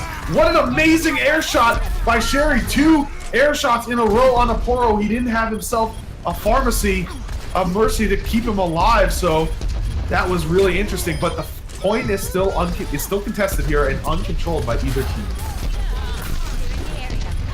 Whew, this fight is dragging on for quite a bit. Smeagol able to find that pick onto Kayun, but not before Kayun takes out both Mercy and D-Mech's Diva, and it looks like Febreze gonna keep getting the pick onto Insomniac. I want to give the edge for this fight going to Toronto Esports, but it looks like with one person on the site, WBC Sky is slowly taking it up. The fight does continue, and no caps have come out yet. It's been a good 2 minutes so far. Yep, here comes a rocket barrage from Cherry. He's going to pick up 2 people, both supports of Toronto Esports, and the point is about 60% captured for WBC. Note is trying to stall it out as best he can. It's almost 90% captured right now, and they're going to stall it out, but WBC finally gets some room to work with as they gain control, and it definitely looks like Sherry is doing his job on Farah. Can he get those 2 air shots once again? Right now, he's fighting for them. Yeah, that barrage was absolutely nutty, taking out both of the supports at once. That's all their healing and all their sustain. Yeah, it was very high value. Where Farah battles Farah, who will win? Coming to a basement near you soon. Very soon, I'd say. Sherry already looking for Poro. This is the battle of the pharmacies right now, and oh my god, Cherry is doing really, really good amount of work, getting 2 beautiful air shots on Panker. Snow coming back with the res, and we're gonna see a self-destruct come out from Escher, but it doesn't pick up anyone. Cherry's still fighting Poro in the air. Snow has got his leash on Poro though, so this may turn out differently than last time. But the point is still in control right now for WBC as it's slowly ticking up. A beautiful double air shot again by Cherry to take down Poro. Wow. I think this is the point where Poro says, all right, I've got my ult, gotta maybe do something, but we'll see how this works out. Maybe I switch, maybe I stay on it, but Cherry is definitely superior in the air. He's gonna rocket barrage again, and he's getting a lot more worth out of it, picking up Kayun. Every time I switched from Cherry for about 1 second, and then he got that kill. I miss it every time. It's the Observer Curse. Poro finally going to be using his Rocket Barrage. He picks up 1 before Escher gets in his face with Defense Matrix. And the numbers definitely look in favor of Toronto Esports right now as it's slowly starting to tick up. But Escher's doing a good job of contesting it to at least 90% here as it ticks up. It's actually going to be 93% before it gets fully captured here. And it finally switches over. Kayun doing a lot of work. Kayun doing a lot of work. Toronto Esports able to cap it back at WBC was basically at 93%. That's very close, and they held on to that for way longer than I expected. I think they were Toronto Esports was not expecting Sherry to have the impact on Farah that he is having, and I don't think they have a response for it either because Poro's still on this Farah. He gets 1 good air shot, but a sound barrier comes down and keeps him alive. Fabrice ends up dying there in the end. Jingle Buns does have a res. We'll see if he's going to use it to tempo, but he's going to pick up 2 in the way. Fabrice gets Frodo as well, and now it is a battle for this point. But of course, WBC Sky, if they want to take this out, they're going to need to do a little bit more work because they've got 2 more people to kill. Note and Insomniac on the point here. Note getting back into Diva Mech, but he's slowly almost out of it. Parker is going to be able to pick up Escher, and Smeagol taking down Insomniac finally. But the points are still counting up in favor of Toronto Esports, but it's about to flip because they have the battle space now. Yeah, Smeagol getting that. Wow. Getting a nice double kill on both the tanks there at the end of that fight. WBC Sky do recap it. Cherry getting another beautiful air shot. The barrage to the face.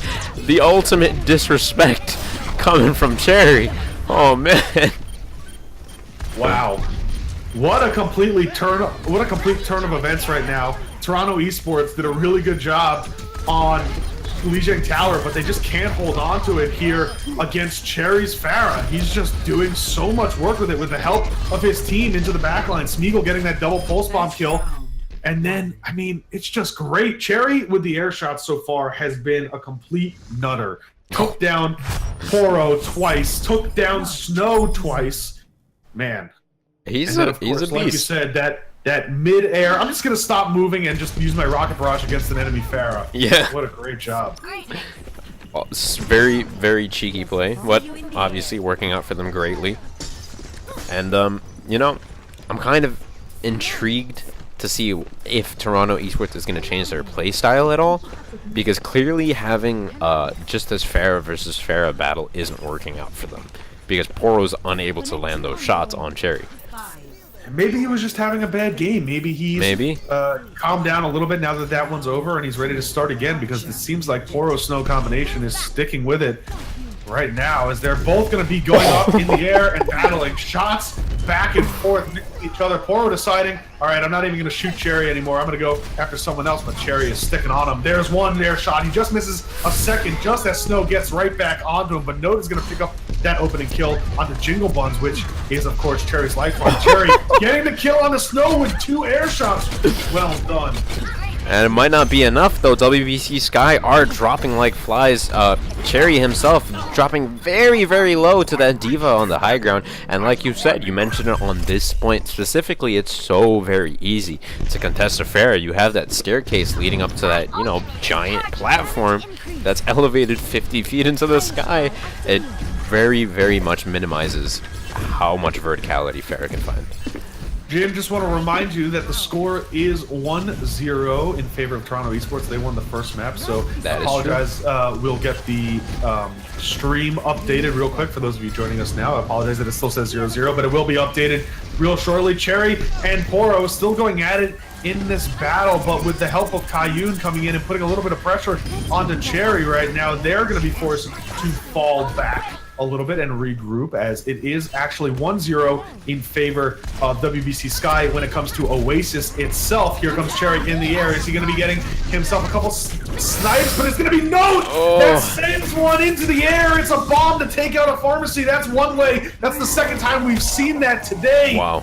And the rest of the team just says, you know what, screw it. We can't compete with that. We'll just jump off the side and regroup. Man, that was just so unlucky for Sherry. He tried repositioning himself super quick with that concussion blast against the wall, but he was just too far away for it to have any effect and just kind of had to watch himself die.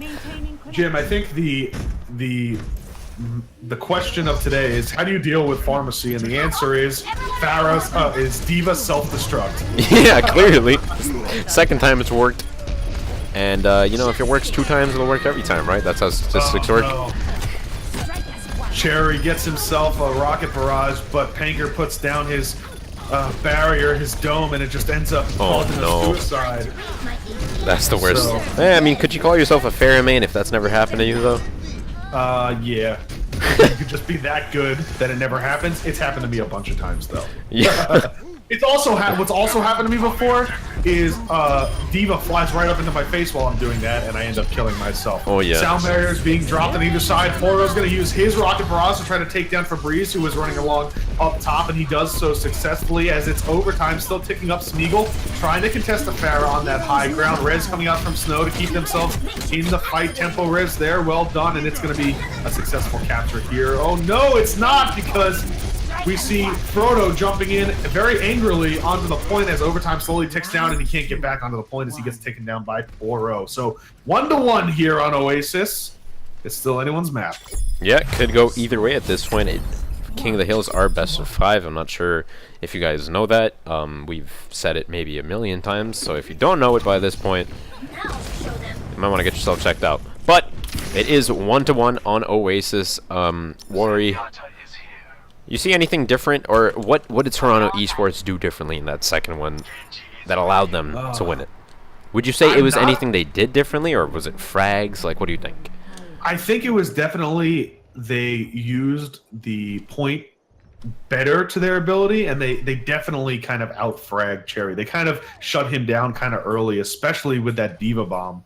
And after that, I think it was just a little bit of a morale issue, you know what I mean? Yeah. Where you're just like, oh man, how do we come back from that? That was awesome. So, you know, both teams now off of Pharahs and onto Genjis, respectively. So we'll see how this map pays out. This map, although I do like playing Pharah on this map, it is a little bit more confined. So I do see why they did that. Note's going to be opening up this first point for his team by kicking down Fabrice to start this off. Yeah, I definitely agree with you. It is a little more confined, and I think that playing Genji allows you to access that health back on the bottom.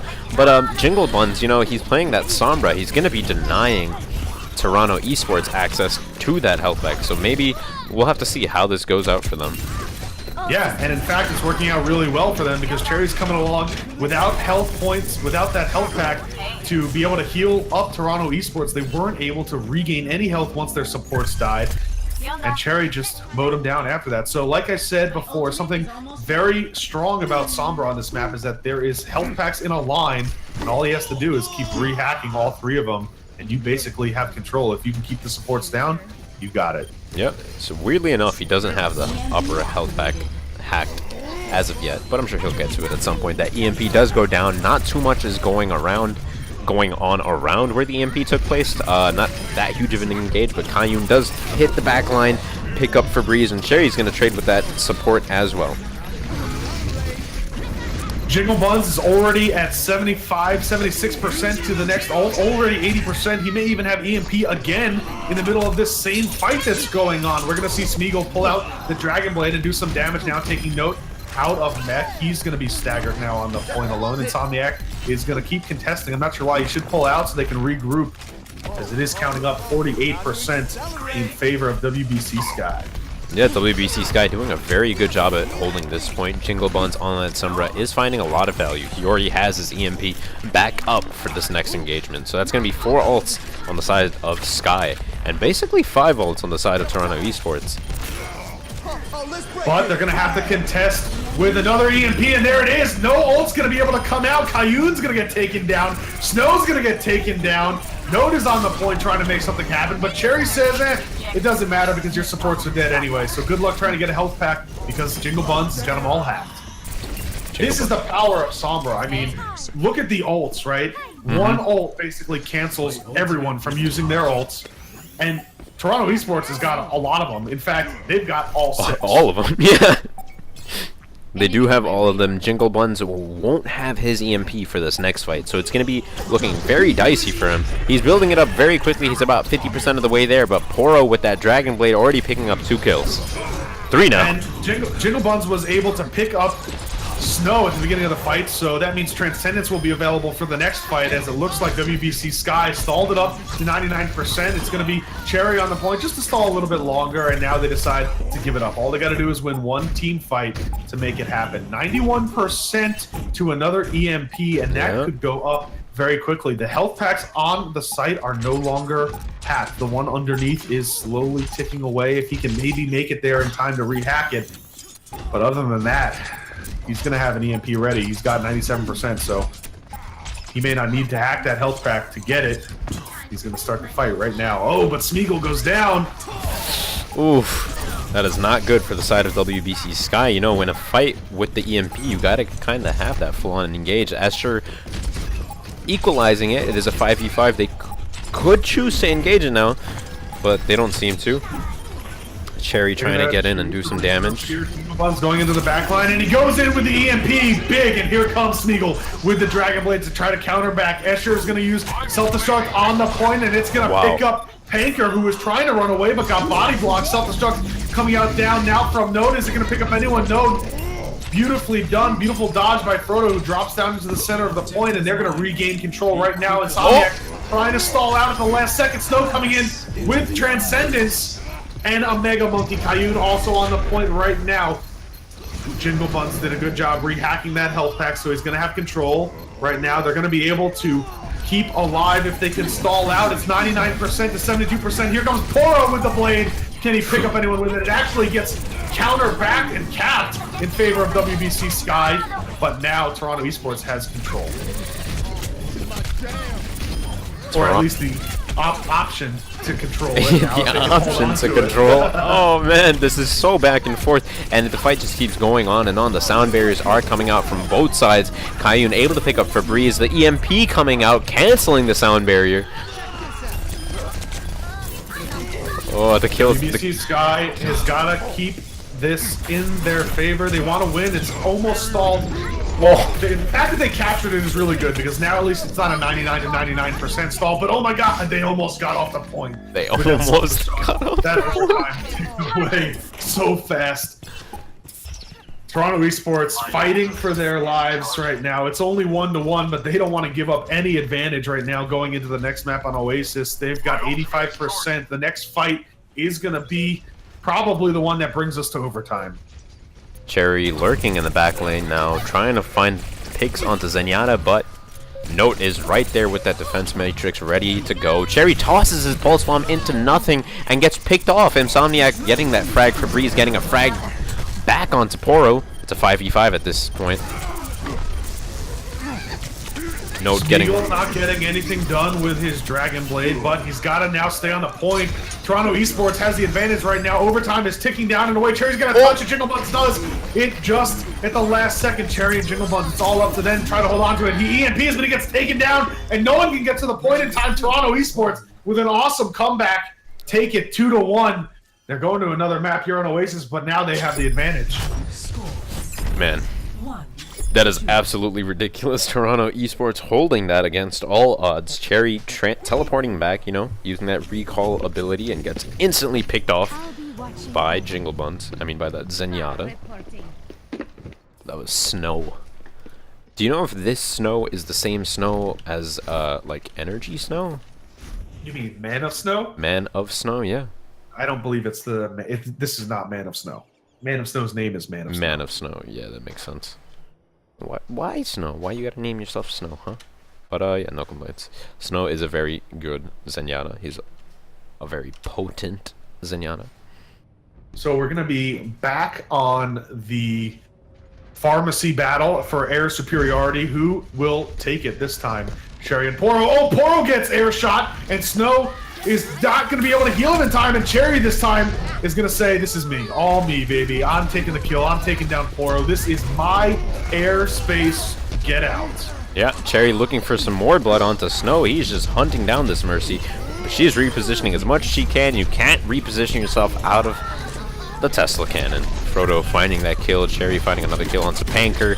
And the point first cap goes to WBC Sky, but picks are coming out from the side of Toronto Esports. But they don't have enough numbers right now to capture this Not point. nearly enough. They've got to regroup. Try to do it again. My ultimate is charging.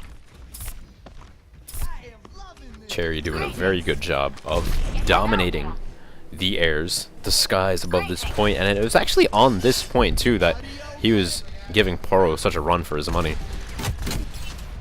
Landing those air shots and whatnot.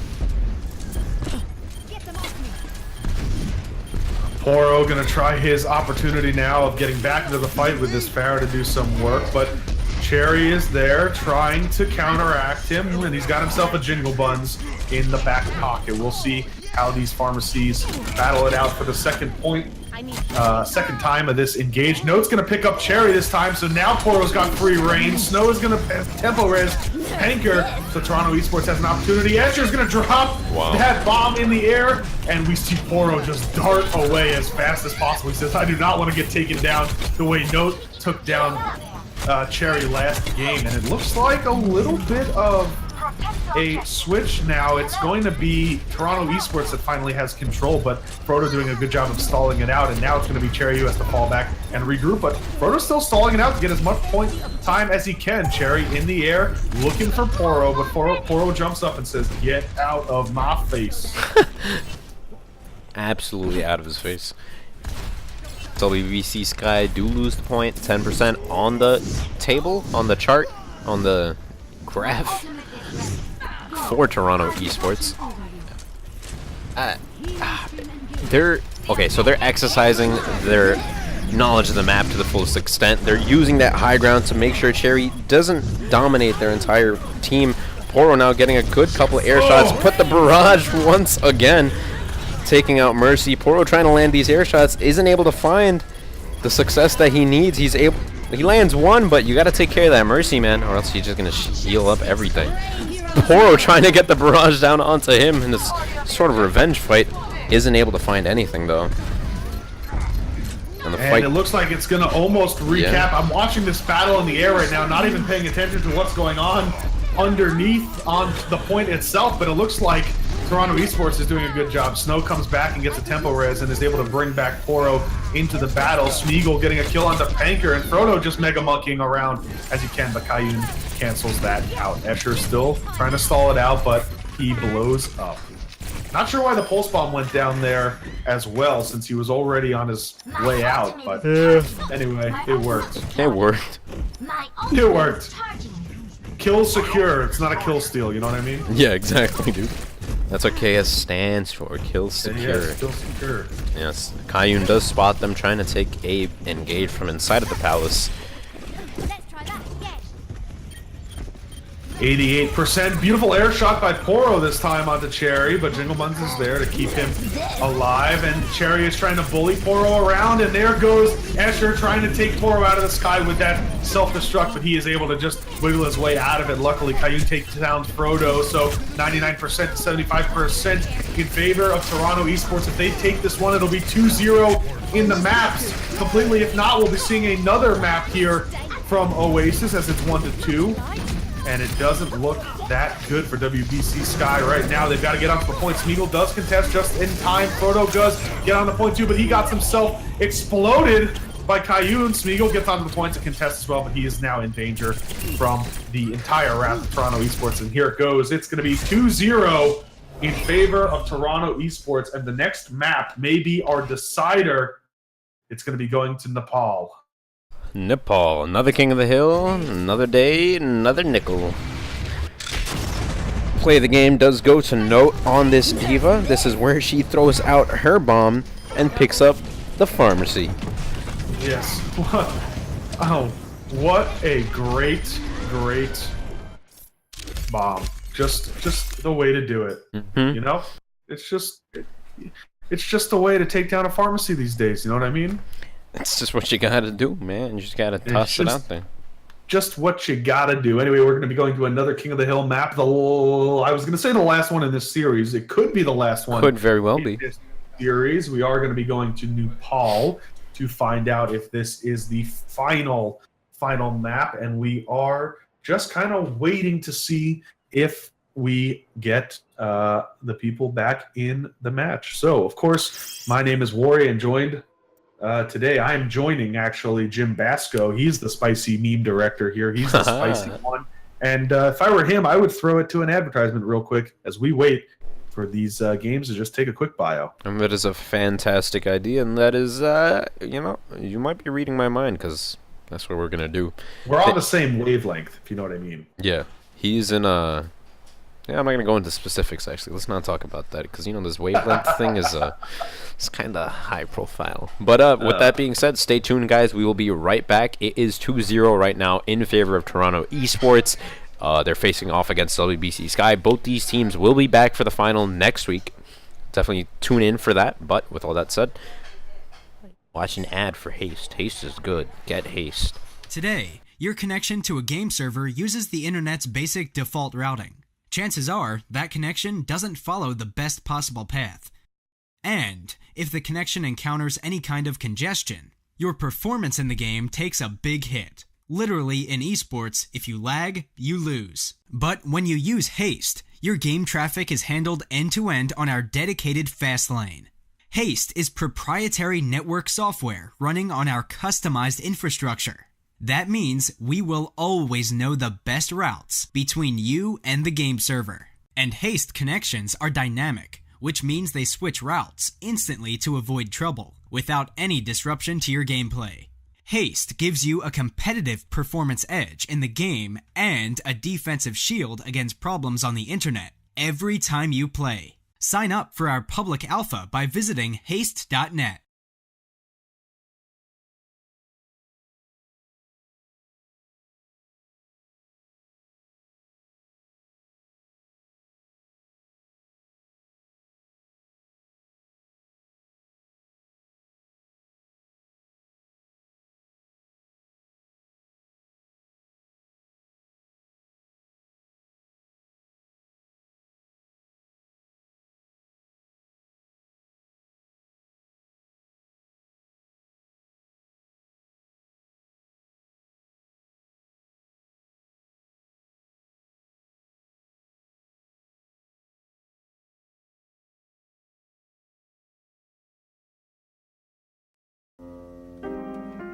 We're just like other people. We love to sing, we love to dance. We're human. Sometimes very human.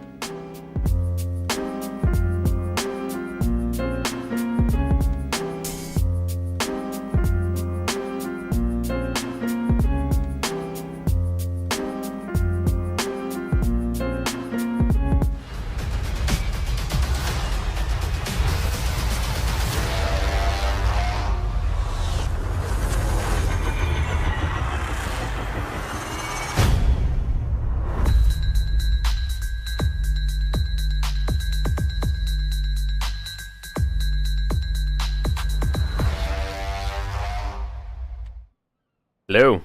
We're back. Ladies and gentlemen, nerds and neckbeards, welcome back. Thanks for watching that ad for Haste. Go ahead and get yourself some lag-free entertainment, and of course, lag-free games. In esports, if you lag, you lose, apparently. We'll find out. But I just wanted to let everyone know that I am wearing my Farah shirt. And today has definitely, at least in this game, in these finals, has been a battle of Farahs. It's been air superiority. You know what I mean? Yeah. It's just Farah, Farah, Farah. Awesome. It was basically whichever Farah was dominating is who won the map. Yeah, pretty much. Doesn't look like they, no Widowmakers to try and take out the Pharaohs, no McCrees, not really Soldier. There was a couple Soldiers here and there, but they didn't really find that much effectiveness. Pharaoh's been the name of the game, man.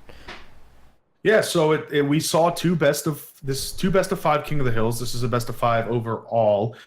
This map is gonna be Nepal. So if you were wondering, the draft came out and the full best of 5 map list was Lijiang Tower, Oasis, Nepal, Ilios, and Hollywood. The first 2 maps did go by the way of Toronto Esports, as we are working. There we go. I had to work it. I had to work that out in my You head. had to work it. You know what I mean? Gotta work it. No diggity. We're overwatching up. Oh yeah. Yeah. I like the way you Farah. No diggity. I got those air shots up. Anyway. Yeah, that works. Enough yes. of that. Enough of that. We're going to be getting into our game now. We've got Toronto Esports in the red, WBC Sky in the blue here on Nepal, and this could be the end of the grand finals, or we might be going to another map. It all depends on if Toronto Esports can take this one away from WBC Sky. Yeah, it currently is 2-0 in favor of Toronto Esports, and like you said, this could very well be the last map if Toronto Esports continues to exert the dominance that they have been. It's been fantastic play, and as much as Cherry's been doing on that Pharah, it's not enough, clearly. Going into this game now, what's up? Jim, Mr. Basco, Mr. Spicy Hot Sauce himself. Yes. I really like Farah on this map too. I do too. Could just be because I'm a Farah main, but a Farah main who's played more hours on Winston and Reinhardt than Farah, but that's besides the point. Anyway, I consider myself a Farah main deep at heart. Actually, if I'm really being honest, I consider myself a Torbjorn main, but I like my SR more than I like throwing and so that's what I do. But anyway, we're gonna get this match started underway. WBC Sky in the blue and Toronto Esports in the red. Yeah, WBC Sky in the blue will be running a pretty standard dive comp. Sherry running that Soldier 76. I think he was trying to hopefully counter that Pharah coming up from Poro, but Poro will be playing Genji instead. Other than that, the comps will be the same, running a Zenyatta and Lucio. Smeagol opening up the fight with the pick on Sakeyun. Toronto Esports just kind of working their way around the point, and it is going to be another pick back, making it a 5v5 right now from Poro onto Frodo, and Kayun's going to rejoin this fight right now. He just makes it back in time. He's going to try to take out Smeagol. While that's happening, the battle is raging on the point, and trades are going back and forth, but it looks like Toronto Esports is sticking together as a team, using that defense matrix to really, really have a good control and really good defense. Smeagol being able to take down Notes out of the matrix, out of the mech, and Frodo being able to pick up 2 more kills. Jinglebun's getting 2 for himself, and it's going to be a capture for WBC Sky. Yeah, Smeagol absolutely popping off there at the end. Sorry, not Smeagol. Jinglebun's on that Zenyatta, fragging out once again. And I feel like we've seen a lot of that recently, like a lot of frag-heavy Zenyatas. It might just be the nature of the character itself, but I kind of really like seeing Zenyatta play the games. Poro's almost got himself a Dragon Blade, but it could be countered right now by Cherry's Tac Visor, and there goes the Tac Visor and a sound barrier to try to counteract it. Escher's going to take down Panker, and we see Smeagol in the back line trying to pick up Snow, but it is going to be his demise in the end. The Snow does fall, and it lands on Nepal. Here, as you can see, it's all white all around, as Kayun is doing a good job of trying to keep his team in this fight. Poro's got himself a blade, but he knows not to use it right now because they are kind of losing this battle as Panker is left alone on this point. Yeah, exercising lots of good discipline there. Poro holding on to that blade, and he knows he's going to need it in that next fight. Toronto Esports C9 to that point. I didn't even notice that before. It's now stalling up in their favor. Wow. As soon as you said that, Sky recap. It flips back, but still, they got themselves 30% on the scoreboard. Pretty much equalizing the score right there. That was pretty impressive. Happened very quickly in the blink of an eye, but WBC Sky do have the point once again. And going into this next fight, what do you think of ult economy? I think Poro's going to Dragon Blade and Jingle Buns is going to Transcendence to cancel it. So it's going to be up to Caillou to take down Jingle Buns before Poro's Blade comes out, and we'll see if he's going to be able to do this. Smeagol trying to do the same to Snow right now. He pulse bombs, doesn't connect, and there's the Transcendence actually coming out from Jingle Buns, and now that leaves Poro open for the Blade as the sound barrier drops down to try to protect him as well, but he's going to be pushed around by Escher this time. Yeah, Toronto Esports positioning not working out in their favor during that fight. Smeagol actually found Snow and Insomniac in a hallway by the gates, and yeah, that was pretty much the end of them. So that fight, 4v6 before it started. Pretty awkward. WBC will be climbing up to 85% as we speak. And the next fight we need to see basically a complete team wipe here if they want to stop it from going to 99%. But with the fact of the ults that are available right now and the lack of team wiping ultimates, it's going to 99% regardless. And we're going to see Panker come out and get himself 2 kills, but the trades are coming back and forth. Panker finally picks up another one as sound barrier comes down from Insomniac for Toronto Esports to try to do some work here. Asher's going to drop his self-destruct on the point and pick up Caillou here. 99%, and this is what WBC Sky needs to keep this point alive in their favor. Wow. Cherry going to be doing some work with the help of Fabrice to kill secure them. Snow trying to get to the point to Transcendence, but he gets booped off, healing. Note just a little bit. Self-destruct from Note coming out. It's going to land right on the point, but doesn't pick up anyone. Just knocks Escher out of mech. Yeah, Note positioning that ult pretty well so he could get on the other side of the pillar and safely remech. Not bad. Both tag visors going off at exactly the same time. A sound barrier keeping Cherry on the brink of life and death. Wow, and it looks WBC Sky is doing a real job of controlling this fight. Smeagol gets the stick onto Insomniac, blowing him up. In the wake of the news, Snow ends up dying himself. So we are going to see WBC Sky take the first map here on Nepal. There are still 2 more maps at a minimum to go. So we'll see if they're able to take it away from Toronto Esports, or if Toronto Esports is going to change it up a little bit and see if they can gain control and walk away of the final. Yeah, hopefully something can happen. Toronto Esports do have roughly 2 more chances. Well, I mean, they do have 4 more chances technically, but if they're able to make a comeback sometime soon, that'll be, you know, something. Yeah, I'm brain farting very hard. I lost my train of thought, I'm not gonna lie to you. But going into this first engagement on this map specifically, do you think they're gonna want to take the bridge first? I think both teams are going to try to take sorry. I'm trying to manage this pause that was called. Trying to make sure that both teams are ready to go here. So we're going to go back into the game here. And we'll see. I think both teams are going to try to push for the bridge. We see Frodo this time is on a Reinhardt, and Smeagol is on the Winston. So they're going to be playing a very different tactic right now. They're playing kind of this double tank, double barrier tactic, which we've seen work really well for taking this point. We'll see if Frodo's able to maintain as the rest of Toronto Esports is trying to push through. Yep, Panker's Panker's in the middle of this fight, you know, trying to get some damage down with this Winston, and it looks 2 kills will be going on the side of Toronto Esports. It's a 5v6 currently in favor of Toronto Esports, and they'll get on the point as soon as it opens up, take the fight there, you know, rotate from that bridge area, and they'll be taking the first cap pretty handily, just out-fragging the enemy team. So interesting here, it looks like WBC Sky is playing a triple tank, very old meta, with Cherry as their only fragger right now on Tracer and Jingle Buns, and Fabrice playing their support. So they're going to have the ability to get some major and CC ultimates, but the question is, do they have enough damage to make this work? As Caillou's trying to do some damage in the backline, and they've got to protect their supports. Cherry is actually going to pick up a kill, and Tac Visor coming out from Poro right now to try to cancel it out, but Frodo's barrier is holding up firm.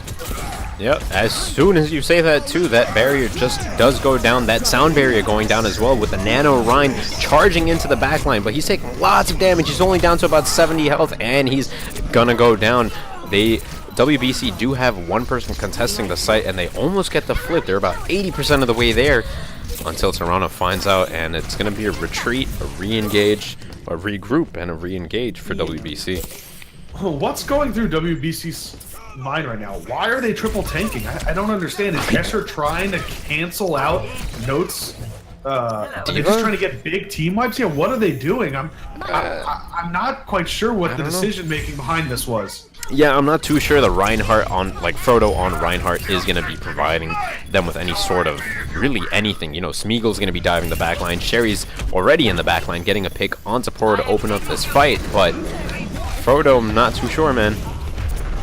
It's really confusing to me because I understand why you want your Reinhardt, right? To protect your Ana, let her heal from a distance, right? But when you're going up against basically complete dive, when you've got dive, yeah. You know, you've got Diva, you've got Winston, you've got a Kayun on Tracer. It's just like I don't know. The only thing that's really in their favor is that Poro isn't on Genji as well.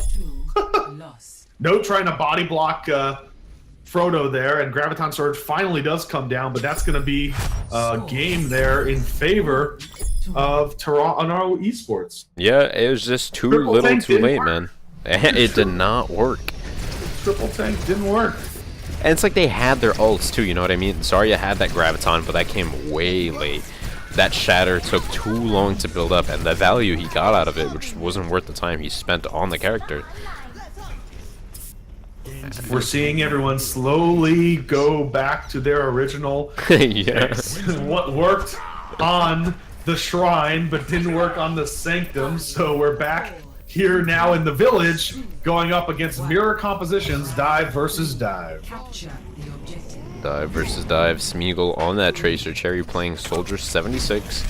And this fight early at the beginning is just like a weird shield war. It's like a pseudo shield war, and it looks like Toronto Esports did have a little bit of more aggressive positioning, doing some damage to Frodo. It looks like Kyan will open up this fight with a pick onto Smeagol.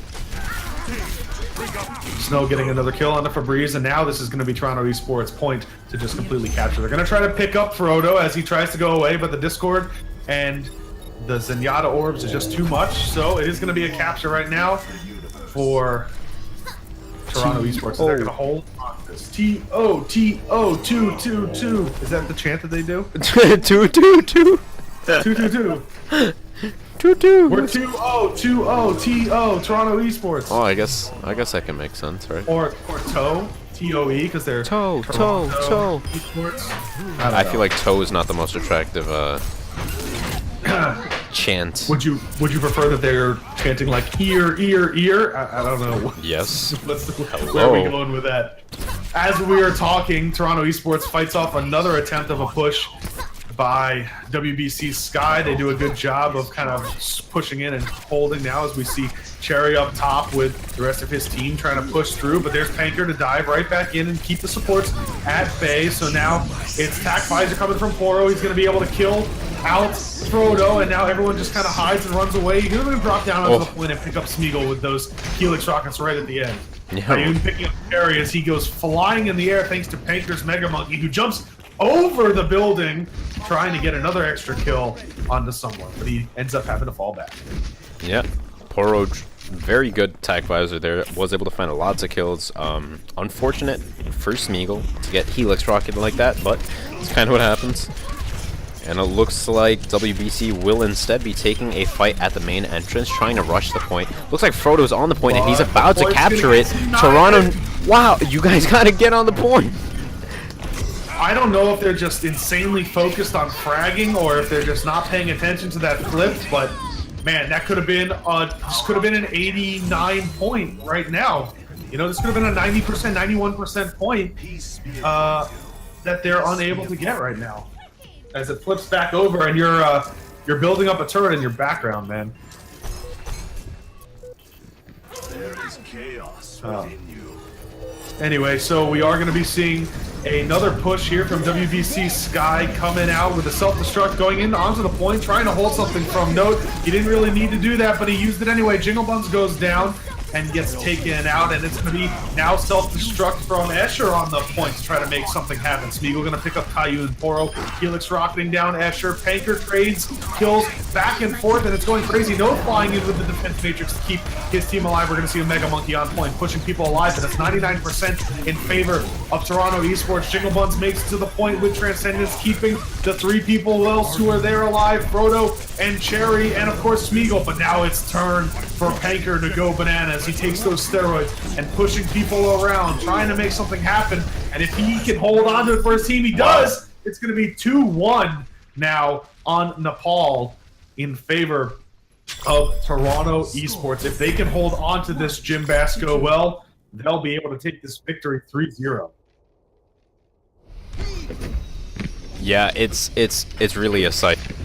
Like an ulting Winston just barraging you into.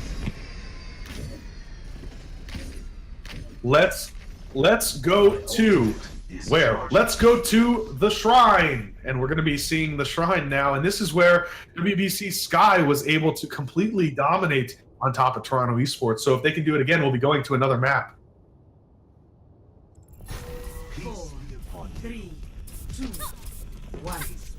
We're going to see how this slowly works its way up. The control point now unlocks in 25 seconds, and both teams are making their way to that point. Going to be jumping into the back line. It's going to be Panker trying to get some damage down, but Smeagol jumps into the back. Kayun's going to pick up the first kill right now. Insomniac takes down Smeagol, and Asher trades back on the snow, but it's still right now in favor of Toronto Esports as they're slowly moving their way up. Jingle Buns takes down Kayun as he was trying to flank and get the second support down, but both supports still alive for WBC Sky. Panker rejoins the fight and tries to jump into the backline, but this could swing either way as the point is still not captured, and Escher takes down Note and out of net. Yeah, this war of attrition, you know, both the supports were alive, like you mentioned, and they're just healing up the tanks, making sure people stay alive, and look, WBC Sky are able to make a resurgence back on the point. Note does a really good job of taking out the support out of Note, Jingle Buns, excuse me, it was Jingle Buns. Note took down Jingle Buns, then stalled out the point a little bit longer. Finally, they recapture the point. WBC takes control, this time on the Shrine. So we'll see what happens. Ult advantage definitely in favor of WBC. Yeah, WBC will have roughly 6 ults. They're basically at 6 ults at this point. And on the side of Toronto, they're only about 20% behind, but WBC is making the engagements happen on their clock, and they're taking the fight to Toronto. Frodo opening up that fight with the big pick onto Snow. Smeagol finding another support, so that's both supports down on the side of Toronto. WBC is basically hanging out at this point. Keeping control, they did a really good job, took the fight to them, like you said, Jim Basco, and now we'll see if Toronto Esports has an answer to this. They weren't able to cap this point once, not a single time, the first time they played it here on Nepal. We'll see if they're able to do it this time and turn it around and take Nepal wholeheartedly, or if we'll be going to another map. Smeagol is going to try to flank over here, but he spots out Kayun, and they're going to have a little bit of a tracer battle, and Smeagol goes to the backline. Snow's going to pop Transcendence. They're going to make their way to the point this time, and now Jingle Buns pops Transcendence to keep his team alive. Cherry's in a really good position right now, uncontested. Finally, Panker sees him and jumps to him. We're going to see Note send a self-destruct to the backline. Kayun picks up Cherry, and now a little bit less damage is alive for WBC Sky, but Smeagol is still there. Counters back against Poro. The supports are still alive for both teams. As I say that, Jingle Buns takes down Kayun and gets traded back alive. Mega Monkey coming out from Panker. He's going bananas. Sound barrier being dropped by Febreze to keep his team alive at this point and count it up. It's going to be 80, 85, 60, 90% here. Coming out Smeagol with a huge double pulse bomb on the Panker and Insomniac. This is really WBC's map. Yeah. Toronto There's no Esports opportunity for Toronto right now. They can't get there in time. They can't. No way. No way. Kayun makes it, but can they recap it and take it? I don't know. Cherry getting the picks that he needs. Man, Toronto, they look like they had it at the very at the very beginning of the map, because they got the frags, and then they didn't kill the supports, so the supports just out-sustained them, and then ever since then it's just been a downhill battle. Well, uphill battle for Toronto.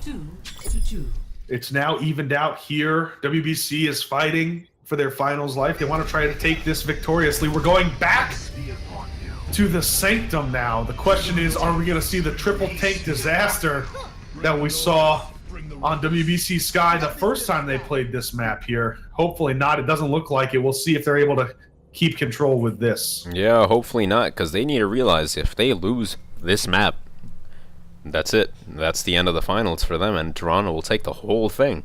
However, if they do win this map, they will extend it even longer, because this final, this final set is a best of 5. And if WBC Sky is able to take this one, we'll be going to Ilios next, another King of the Hill map. And it's Toronto Esports up 2-0 in this map, 2-0, 2-2. So whoever takes this one, it's either going to be victory for Toronto Esports or another map for WBC Sky to try to make something happen. Kayun trying to flank, but he's getting flanked himself by Smeagol. He's got to come back and rejoin. Wow. And Snow's going to be able to take him down. Frodo then counters back with Kayun. It's a 5v5 on this point. The point is unlocked, and Panker's alone to the point right now. He can't sustain for this long without help from his team, and he falls to Cherry. That's unfortunate. Note picking up Frodo, however, too, and now the kills are being traded. Jingle Buns is going to DMAC Diva. Snow returning with the DMAC on Diva as well. It's a very, very even fight. Almost 50-50 at this point. At WBC do seem to be taking up the capture rate just a little bit, but just as much as they take it up, Toronto is going to be taking it back up as well, and it's going to be kills back and forth. No one can really get a cap. Yeah, really kind of weird playing going on right now. Everyone's so scattered, playing someone else, fighting someone else on their side. Kayun gonna pick up a kill with his pulse bomb, takes Escher out of mech as well. Escher picks up a kill onto Insomniac, and Cherry trades it right back. This is just trading back and forth, back and forth. Finally, the point gets captured by Toronto Esports, but just as soon as it does, it looks like it's slowly being captured right now by WBC Sky. Note finally steps back on the point to contest it a little bit, but the numbers are not in their favor, and we'll see Insomniac gets right back to the point to contest. Snow is coming back right now. Cherry doing so much work right now and uncontested as the soldier on the side. And the Stagger Fest has begun as they try to stall out towards 99. I don't know if they're going to make it one last time. No, they don't, and WBC do take the cap, so finally Toronto can regroup and try to retake this fight to WBC. Going into this next fight, however, how do you think they should approach this? I know WBC is going to be pushing up to this main. Toronto needs to dive, take out the supports, and neutralize Cherry, or at least put some pressure on Cherry while he's in the back, and that's exactly what he's doing. But while they're doing that, while the dive is going on, the supports are under attack, and Panker is in trouble. He's got the orb on him to heal, but will he be strong enough? Frodo's going to be able to take down Frodo, and a self-destruct coming out from Escher to pick up Kayun, but it is going to switch back over in favor of Toronto Esports. Febreze is on the point now, going against Insomniac. Cherry in the back picking up Panker with that last second peek out kill, and he's still got himself attack visor, but will he need to use it, and will he use it right yet? He's going to regroup, I think, with his team first. Note making it back over to the point, but the point is basically open right now. Oh no. Guy to take it back, and that's exactly what's happening. Both tac visors are hit at the exact same moment, and like you said, I'm pretty sure both trances were just used as well. Oh no, WBC do still have their trance. WBC still has their trance, and they're winning in the kill feed right now, and Panker's trying to just stall it out a little bit longer. 64% to 35% and counting up now in favor. Still of Toronto Esports, but the point is controlled by WBC Sky right now. Yeah, this is very, very, very back and forth. It's a very, it's a balanced game. It's fair at this point. The engages they're taking are kind of iffy, but I feel like that's only because they know if they step out anywhere else, try to take a fight somewhere they're not comfortable and they make a mistake, they know they're just going to get dominated. Dives coming out from both teams. Wow! Supports are uncontested. Jingle Buns gets the kill on the Panker. Sound barrier coming down from Insomniac to keep his team alive. Kayun picks up 2 kills that were diving on his point. Self-destruct coming out from Escher to keep control of this point as it takes up to 70%, but Toronto Esports has the flip control, 73%, and it flips right back. Kayun's an absolute monster. He got pick after pick after pick, and his team are just there to follow him up every time. That's just absolutely nutty, and like I said, this game is too close. It's 73% to Toronto's 78%, and it's taken up 80% now. At this rate, it's just going to be whoever wins the next fight may actually come out victorious. But, man, this is one crazy battle back and forth. Dive against dive. Look at Smeagol. He's coming all the way around to try to take on the supports. He dropped Pulse Bomb, but they weren't around there. Smeagol does pick up the kill on Deporo, though, while Panker takes down Frodo. Kayun picks up Jingle Bells, and Transcendence comes out from Snow. And Kayun picks up Cherry as well. Kayun is an absolute monster right now, fighting for their lives. They want to end this in 3 maps. They want to hold on to it. Escher is dying here. Pick up the kills on Note. Overtime is ticking down. They've got to kill Smeagol, and now here comes Frodo onto the point. He almost gets body blocked away by Note.